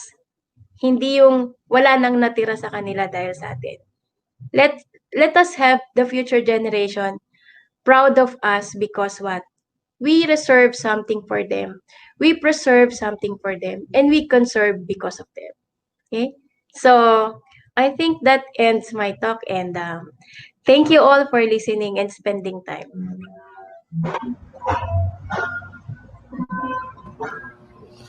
Yun, maraming salamat, Doc Rose, sa napakagandang presentation. Ang dami kayong natutunan actually, no? Parang refresher course din ng ano, sabi nga ni isa natin. Nasabi nga ni, sino to? Soriana Casey, yan, sabi niya, Doc, very nice na refresh ang inaral ko. Okay. Ano siguro simulan ko dun sa ano sa pwede po kayong mag-question na mag-comment po sa inyo yung question niyo or feedback and itatanong po natin yan kay Doc. Pero ano ang siguro gusto kong simulan dun sa last na sinabi mo no? Na the struggle for the environment is the struggle for the people. Siguro ito yung ano ito yung greatest na example na nangyayari sa atin ngayon no with the pandemic and then everything. I think this is the time that we really need to go beyond ourselves, di ba, no? No, Doc Rose. Yes. Oo. So again, yung kasi when we try to fight for the environment, some people are actually looking this like this is my advocacy, this is for me, this is for me. But no, this is also for you. Kasi we fight, we push for this because what? We push for this for you to have something good. We push for this because you have there should be something left for you. Yung parang hindi lang amin to eh. Atin lahat to. Makikinabang tayong lahat sa bawat matitipid o sa bawat masisave natin na na na aspeto ng environment na nakikita natin na unti-unti na nagtitipid pa. Okay. Kung ano, yung presentation ng sustainable energy, kung makikita natin, almost all of them they are sustainable in the sense na they are not being depleted. But are they environmentally friendly? That's the other question eh. Kasi we can say that they are not sustainable, but among them, which do you think are really environmentally friendly, sustainable energy? Kasi hindi na Lahat pwede sila. yun, di ba? Kasi for example, may mga solar, we talk about solar, there is an issue na una, ang laki ng na-occupy nito na area, di ba? And at the same time, the solar batteries themselves, ito isa sa kine-question ng ibang anti-solar na kapag naubos yung lifespan ng solar batteries, how will you diffuse or throw solar batteries? That's the other question, di ba? Yeah, so yun nga yun eh. Lahat sila classified under sustainable energy kasi clean energy talaga siya. Pero, yun nga eh, if they have advantages, they also have these disadvantages. And in that case, the scientists and the engineering will be focusing on these disadvantages. So far talaga, ang issue sa solar generation or sa solar power is yung napakalaking land area at yung disposal ng mga solar cells and even the deep cycle battery kapag it comes to a point of no return, yung hindi mo na pwedeng gamitin. Hindi mo na So pwedeng kasi yung gamitin. deep cycle batteries natin is still lead acid battery na ginagamit ngayon. So naman ngayon dun sa lead acid batteries naman, mga plastics naman yung mga ano niyan. So pwedeng i-reclaim. Kaya lang the issue with respect to solid waste accumulation is still there. However, ang maganda sa solar is that it takes a lot of years for a deep cycle battery to come to a point of no return. It would take thousands of cycles para masira siya or para mawalan siya ng silbi. Similar din sa solar batteries. We need to solar panels. We need to maintain the panels para ma-increase yung shelf life ng panels. And for us to avoid accumulating, 'di ba? Solid waste through spent solar panels. So, lahat tong sustainable energy na to talaga clean, sustainable, renewable. Pero ang mga disadvantages will always be there. Intermittent, o kung may wind power, kung may hangin lang, may energy kapag walang hangin, wala. So may mga ilalagay diyan ng mga sensors or paano pag sumobra ang hangin, di ba? Kasi yun nga we rely on nature to supply us with this And we have to work on with the nature's adversities also. Doon pumapasok yung disadvantage ng mga sustainable energy na to. But at present, what we see is that the advantages outweighs the disadvantages. So that's why the world is pushing the the path towards sustainable energy. Kasi nga doon tayo mas doon natin mas ma-ensure yung yung adequate supply for the next generation. We're actually doing this for ourselves now, but basically we are doing more for the next generation when we push for sustainable energy. And of course, sustainable environment yun. Merong nagtanong dito,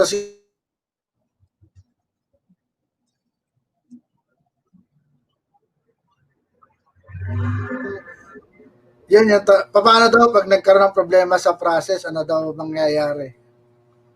Parang Okay. hirap sagutin. Kasi yung ano yan case to case basis yan. Ano ba yung pinag-uusapan natin na sustainable energy dito? And basically kasi yung tanong ni Sir papasok sa sustainable management. So kasi 'di ba tatlo yan tatlong areas yan. Sustainable energy, sustainable development, sustainable energy, tapos sustainable management. So yung tanong ni Sir enters into the sustainable development where you take care of the engineering. Diba? You take care of the engineering and design. And when you take care of the engineering and design, there is always a part of it which we call troubleshooting or what. So part yan ng sustainable development and sustainable management which must come along with the utilization of sustainable energy. So again, yung dangers niya depends on what type of sustainable energy we're talking about. Example, sinabi ko kanina, wind energy. The dangers are what? Very high wind velocity, which can actually rip the blades apart. So, alam ng mga nagde-design ng turbines yan. And basically, they also designed that turbine to withstand, or they actually put sensors that will what? Detect wind velocity. So pag sobrang lakas yung wind velocity, it's either papatayin. Kukuha lang ng portion ng wind velocity tapos papatayin na para hindi magre-rip. Or yun nga, may mga ano yan, may mga safety, no? May mga safety features yung engineering ng bawat sustainable energy facilities na yan. What about tidal and wind? Ganon din. So, paano pag may naipit na isda dun sa mga propellers dun sa ilalim? So, sasabog na ba agad dyan? Hindi. So again, yung dangers if the process went wrong enters in sustainable management. So far, with respect to the rules, environmental mandates in setting up a facility, those what we call limitations must be included. Included din yan sa ECC, included din yan sa environmental management plan. So also included sa mga constitutional mandates bago ma-approve ang isang facility, kailangan meron silang plano para dyan. So Siguro yun yung curious ako, Doc, dun sa yung since you're representing also one of the sustainable energy companies, no? I would like to hear more about how do you think Mark Energy Revolution Corporation could help the country in providing sustainable energy? Kasi yan, di ba, nasa Pilipinas kayo, Filipino company kayo. Ano yung magiging role kaya ng company nyo in providing energy for the Filipinos? So basically, sa ngayon, what we see the role of our company is basically helping Filipinos. So far, we are engaged in community works that allows other communities to experience electricity for the first time. Hindi ito alam ng iba na hindi kamot na sa Bulacan ka or hindi kamot na sa Zambales ka, nare-reach ka na ng electricity, okay ka na. Marami pa ring communities sa Bulacan where Mark Energy Revolution is located. Marami pa ring communities na pinuntahan namin, tuwang-tuwa sila kasi first time sila nagkaroon ng ilaw sa gabi. So, that Mark Energy can actually start doing that through our corporate social responsibilities, taking care of these communities, particularly indigenous communities, providing them uh, the least that we can provide, which is what? Energy. And later on kasi, Mark Energy is not only engaged in, harnessing energy or producing energy. We are actually engaged in what? Technology development. So, lahat ng areas pwede namin i-cover like water technology. We have agriculture technologies also upcoming. So far lang, majority of our technologies addresses sustainable energy. But again, our dream is to what? Help human lives achieve better lives through a sustainable manner, through continuous research and development. Kasi pag-aralan muna natin bago natin i-introduce. So, yun yung ano namin. Meron ditong comment mula kay Ma'am Cecil Alvarez, the wife of former Senator Harrison Alvarez. Pakita natin yung sinabi niya. Yan, very good presentation. We should work towards renewable energy to prevent a health pandemic caused by dirty air, poisoned waters, and infertile soil. We should discriminate garbage sa earth savers. Ang kapaligiran ay sinapupunan ng buhay. Buhay ng tao at ang nag-iisang tahanan ng ating planeta. The policy should be implemented, reduce dirty coal, and utilize alternative clean energy. Integrity of construction and focused maintenance, get rid of corruption. Alam mo, napakaganda ng sinabi ng comment, and that's why I'm baffled by this one project sa bayan ko to, so sa Timonan, Quezon. There is a coal-fired power plant that is being pushed through. This is already approved by the LGU. It's a coal-fired power plant. Nakatabi ng Lamon Bay area. It's a body of water, and they are saying na itatayong plant doon is clean coal ang gagamitin. It's a clean coal-fired power plant, which is confusing, di ba? And they almost demolished one barangay para lang doon. Halos isang barangay na wala. At ang sabi pa, kesa daw mapunta sa ibang lugar, ibang bayan, yung iba bayan nito, i-generate na pera, bakit daw hindi na doon sa bayan namin, sa Timonan, no? And kahit anong gawin ng religious sector, ng mga tao doon, it's still going forward. So I'm wondering, naniniwala ka ba, Doc Rose, na there's such thing as a clean coal? Clean coal power plant. Meron ba As a ganun? scientist, no, coal is still coal. Yun ang masasabi ko doon. Coal is still coal. But I would like to give the chance to them to defend what they're saying clean coal. Kasi meron naman talaga. It depends on the terminology and the definition. Let's hear them out, no? Kung talagang ano. Pero kasi if that is a coal power plant, then it's a coal power plant. It's still a fossil fuel powered power plant. Yun So yung ang masasabi. pinakadelikado dito, Doc Rose, no, it's situated talaga right beside a large body of water. So that's usually kasi they prefer putting that near bodies of water kasi they cooling. need, they need the water for Mm. they need water for, sa mga boilers nila, blah blah blah, at saka discharge and disposal. So Pero doon sa tubig, i-discharge? by then Takot yan. meron naman silang mga environmental, permits. So I presume that the governing body have already reviewed that. Pero ang hindi lang talaga natin maiwasan, katulad ng sinabi mo, is the displacement of the people. Ang laking area na inoccupy niya. Tapos, yun nga, putting a power plant near a bay is something we environmentalists would last do. Diba?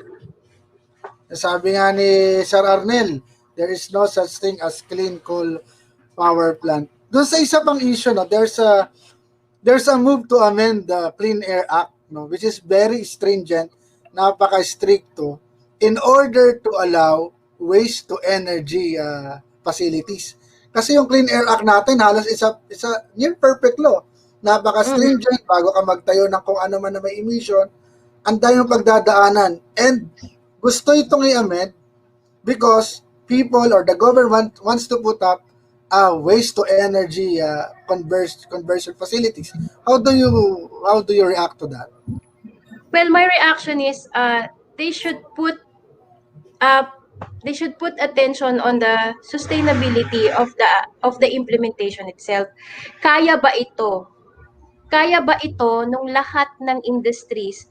Kasi we have small scale, medium scale, and large scale industries.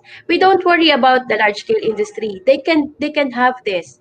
They can have this technology. But what about those small scale and large scale industries or small scale and medium scale industries? Paano nila mako-comply yung law? So I think is since we already have Clean Air Act, for me para sa akin, the focus is the implementation and the compliance. Mas maganda sigurong i-focus natin dun sa compliance na kapag sinabi natin compliance, absolute compliance yan. Pagka talagang nag-violate siya, sanction. Pasara mo talaga kung papasara mo. Doon ako parang natatawa na parang nung hinihanda itong Clean Air Act ng ating legislators way back then, they have the stand, the issue, pinag-aralan nila ito, bakit ito ganito. Then ngayon, nakaisip tayo ng bagong energy na magbabiolate doon sa act na yon. And para hindi mag-violate, susubukan nating i-amend. Na parang, it's totally confusing. Para sa akin, no? Para sa akin, parang, probably this is one of the reasons why we're not progressing enough. Kasi pag hindi natin kaya, hindi tayo susunod. Ang gagawin natin, sabi nga kay Kim Chiu, di ba? Pag nag-comply ka, di ba? Baguhin mo yung batas para maka-comply ka, di ba? Oo. So kasi ang nangyayari ngayon, basta maka-comply, honestly, may mga may mga ways yung mga plants just to comply. So dalawang klase ng planta or industries ang nag-exist ngayon worldwide. The one that religiously complies and the one that complies because there's an inspection. So, yun yung sa akin. Instead na magbigay tayo ng additional burden sa mga industries which might cause the closure of the small ones. Kasi, syempre, pag pinapatupad mo yan, hindi namin kaya. So, ano mangyari? Close na lang natin.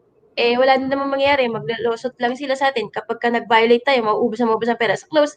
So, mawawalan ng trabaho marami. So, ang akin, may batas na tayo. And then, let's just try to evaluate and re-evaluate the level of implementation, and at the same time, 'di ba, be totally stringent on implementing it. Yung walang ano kasi pag lumagpas ako magbabayad lang ako magkano eh.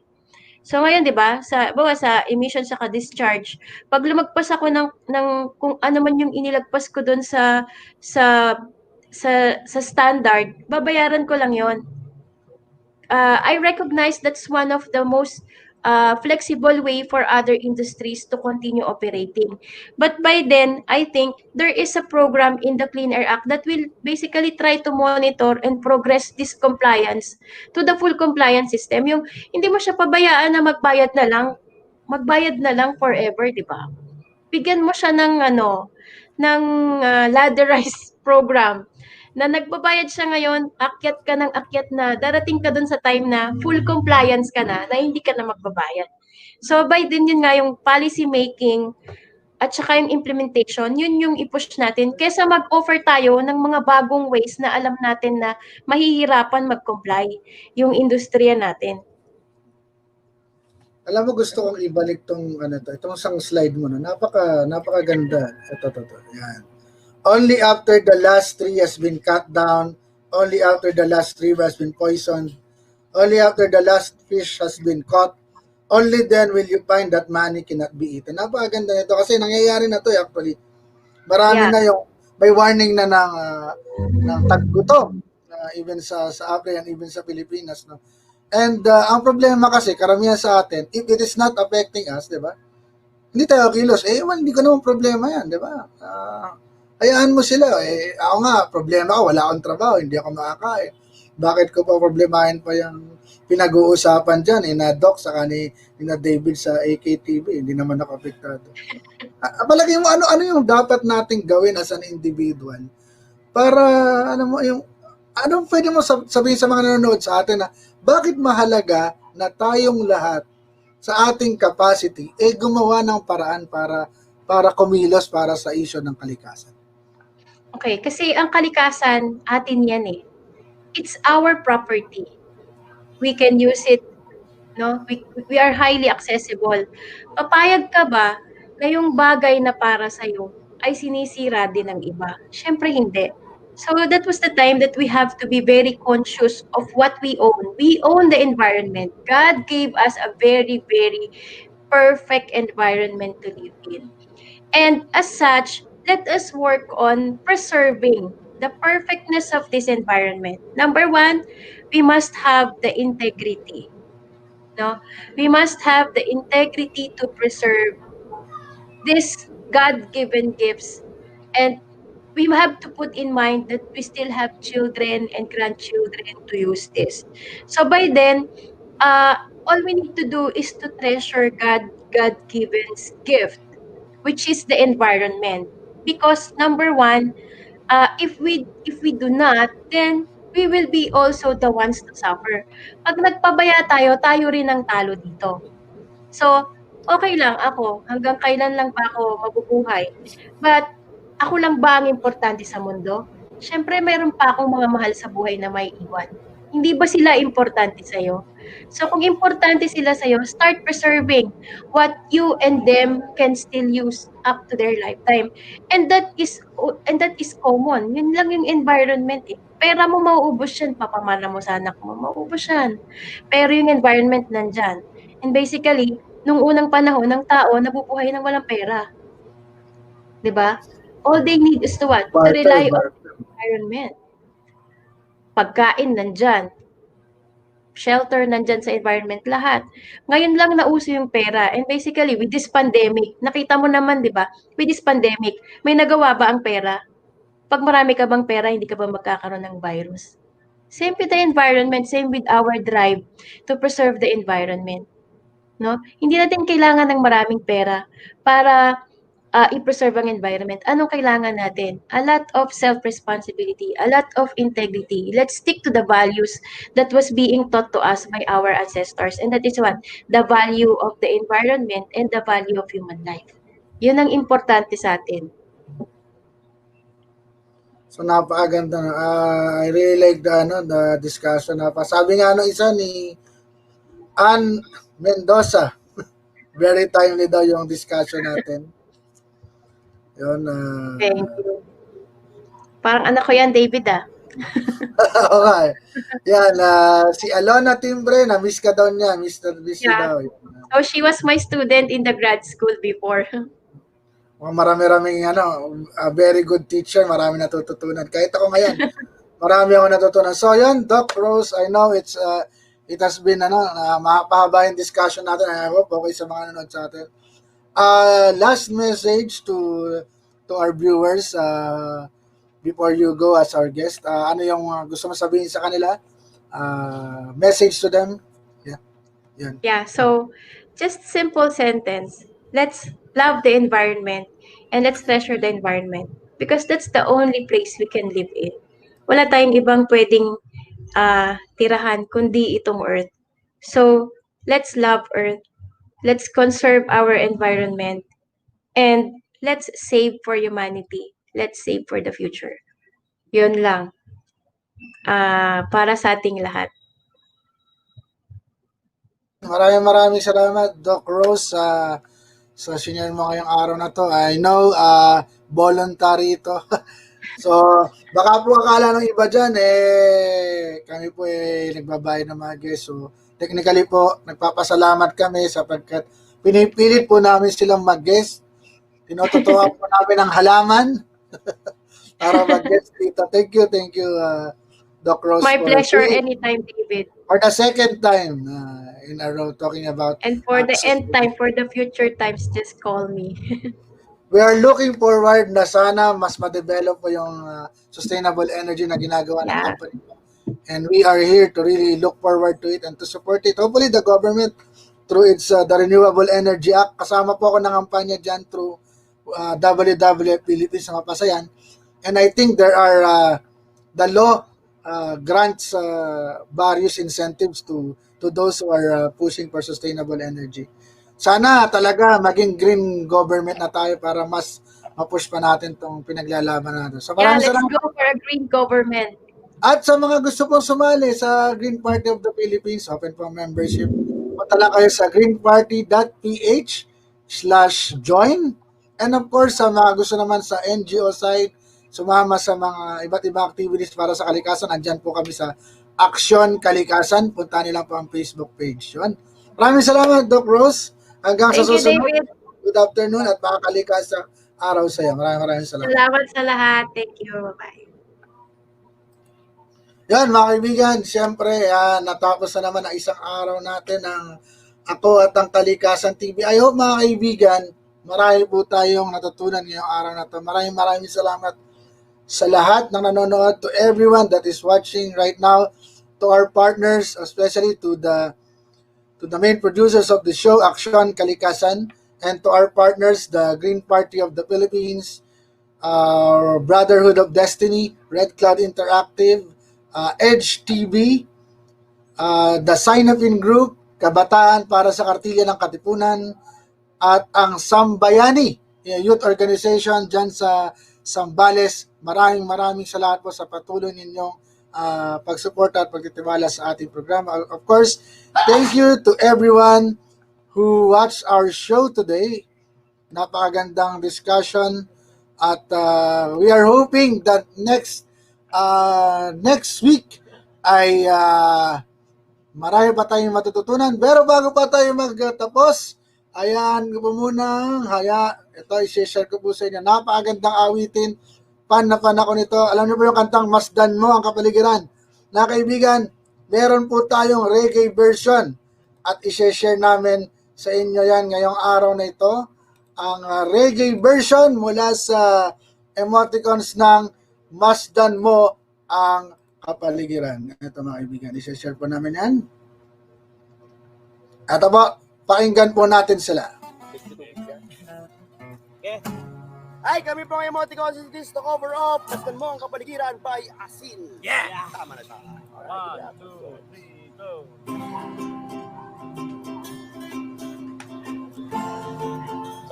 Sabay!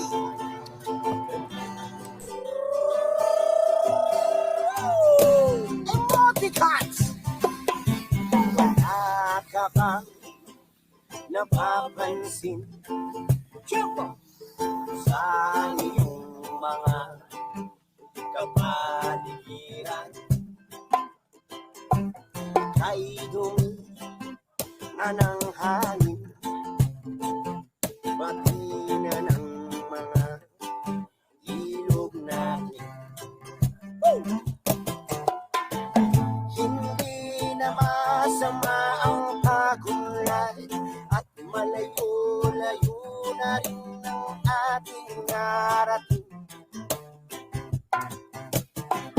Ngunit masdan mo ang tubig sa dagat, dating kulay asul, ngayoy naging itim. Ang mga duming ating ikinalat sa hangin, sa langit huwag nating paakutin.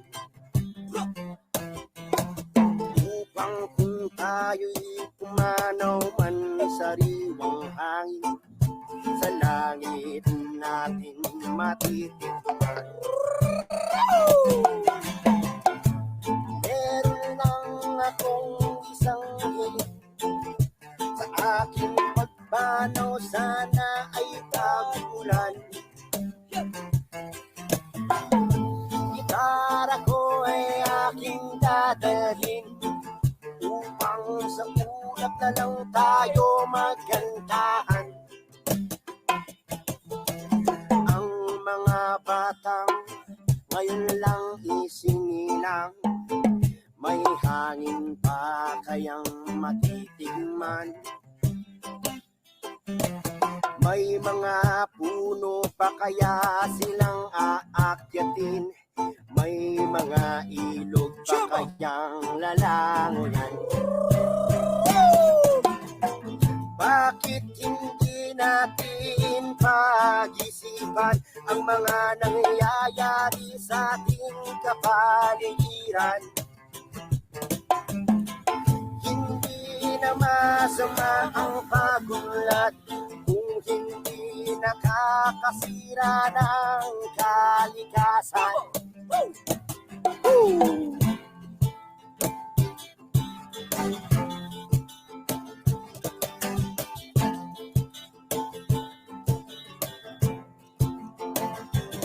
Hindi na nga ba makakaya kasi parang isang panaginip kung magbubuklod-buklod lahat ng isip, isang pananaw sa pagsagip ng ating kalikasan. Kaya tanong pa natin tinatapakan nilang buhay pa ang dapat nga masayang. Wala ka bang napapansin sa iyong mga kapaligiran? Love you! Woo!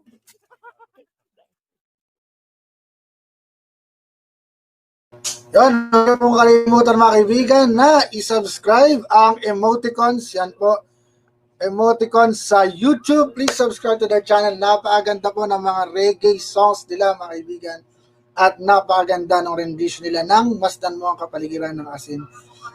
Maraming salamat po sa lahat ng nanood mga kaibigan. Next week mga kaibigan, ang pag-uusapan natin ay pag-uusapan po natin mga kaibigan next week ang tungkol naman sa aerospace, sa paglipad ng Pilipino sa space. Ito po yung tinatawag nating biofuel energy. Ayan, tingnan natin. Kapakita ko sa inyo mga kaibigan yung ating next na pag-uusapan. Ayan. Napakaganda po nito kaya kailangan po ninyong abangan mga kaibigan sapagkat this will talk about ito yung ating pag-uusapan. Ayan. Filipinos Occupy Space. Guest po natin next week si Dexter Banyo Jr. na founder ng Orbital Exploration Technologies Incorporated at pag-uusapan natin yung kanilang biofuel technology that can fuel Filipinos in space and can also be used sa ating mga sasakyan. Wag po ninyong kalilimutan, yan po ay next week, siyempre Wednesday pa rin, at yan po ang simula ng ating Season 4 ng AKTV, ako at ang Kalikasan TV. Ito po ang last episode natin for Season 3. Maraming salamat po sa lahat ng sumusuporta sa atin. We are very thankful na nakasama namin kayo.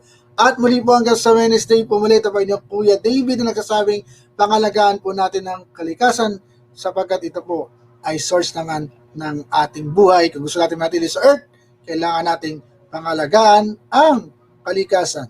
Maraming salamat po.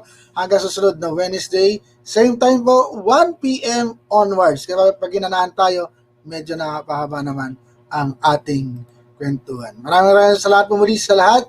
Kasama na ang ating mga partners. Hanggang sa susunod. Thank you mga kaibigan. Hello mga kaibigan, may sabihin ako. Importanteng bagay dapat na malaman nyo. Huwag niyo sanang pabayaan ang balitang ito. Ika'y makakatulong sa mundo. Kalat nyo ay huwag itapon kung saan lang. Mahalagang itapon mo sa tamang lalagyan. Ang ating bayan ay palagi nating linisan para maganda ang kapaligiran. Segregated na ang inyong mga basura para tayong lahat ay sumaya. Tulong-tulong tayo sa pagbabago ng sanlibutan. Plastic bote tapon nyo, ihiwalay nyo ang nabubulok sa simento. Kung maaari ay ay mag-recycle kayo para masanti ang basura nyo. Kalat nyo ay huwag itapon kung saan lang. Mahalagang itapon mo sa tamang lalagyan. Ang ating bayan ay palagi nating linisan para maganda ang kapaligiran. Segregate nyo na ang inyong mga basura para tayong lahat ay sumaya. Tulong-tulong tayo sa pagbabago ng sanlibutan.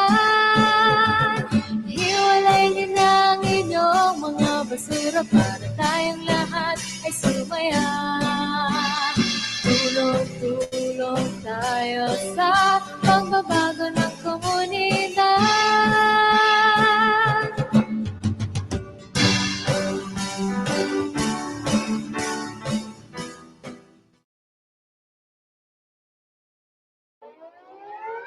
This is not a drill.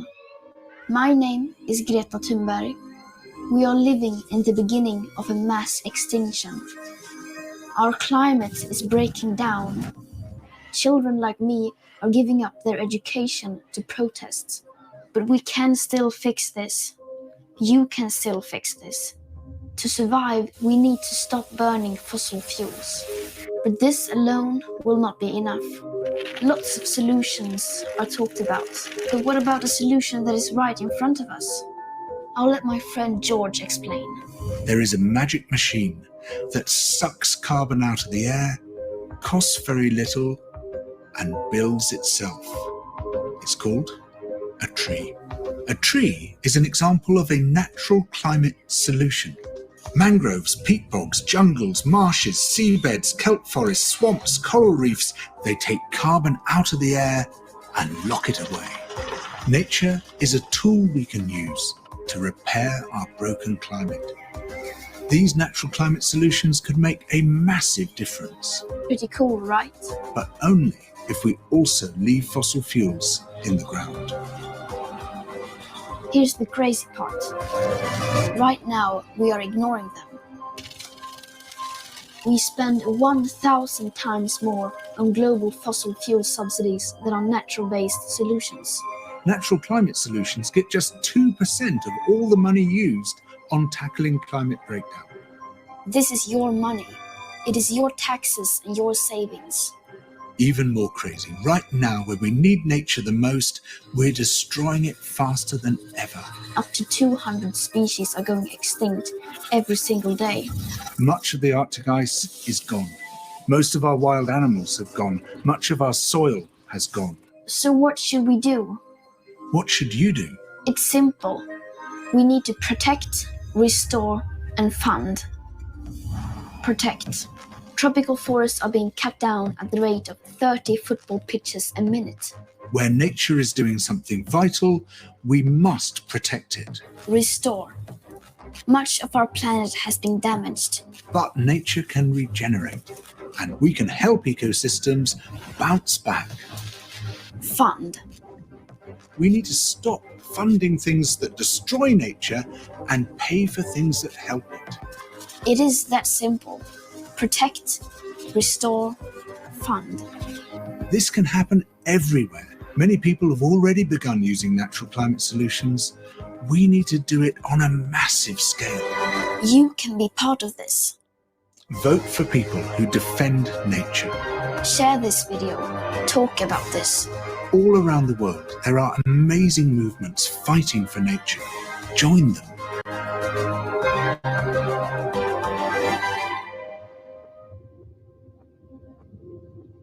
Everything counts. What you do counts.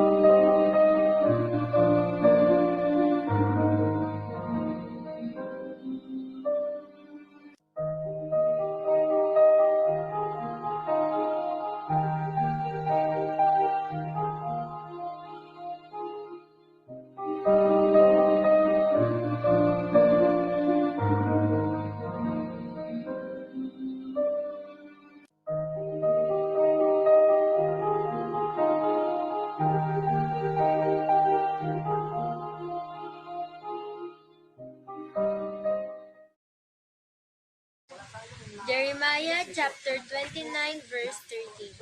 You will seek me and find me when you seek me with all your heart. Isaiah 40 verse 31. But those who hope in the Lord will renew their strength. They will soar on wings like eagles. They will run and not grow weary. They will walk and not be faint. John 14 verse 6. Jesus answered, I am the way and the truth and the life. No one comes to the Father except through me. Proverbs chapter 3 verse 5 to 6. Trust in the Lord with all your heart and lean not on your own understanding. In all your ways submit to him and he will make your path straight. 1 Thessalonians 5:19. Quench not the Spirit. Huwag ninyong hadlangan ang Espiritu Santo. Hebrews chapter 2 verse 18. Because he himself suffered when he was tempted, he is able to help those who are being tempted. John 1 verse 1. In the beginning was the Word, and the Word was with God, and the Word was God. Matthew 21 verse 22. If you believe, you will receive whatever you ask for in prayer.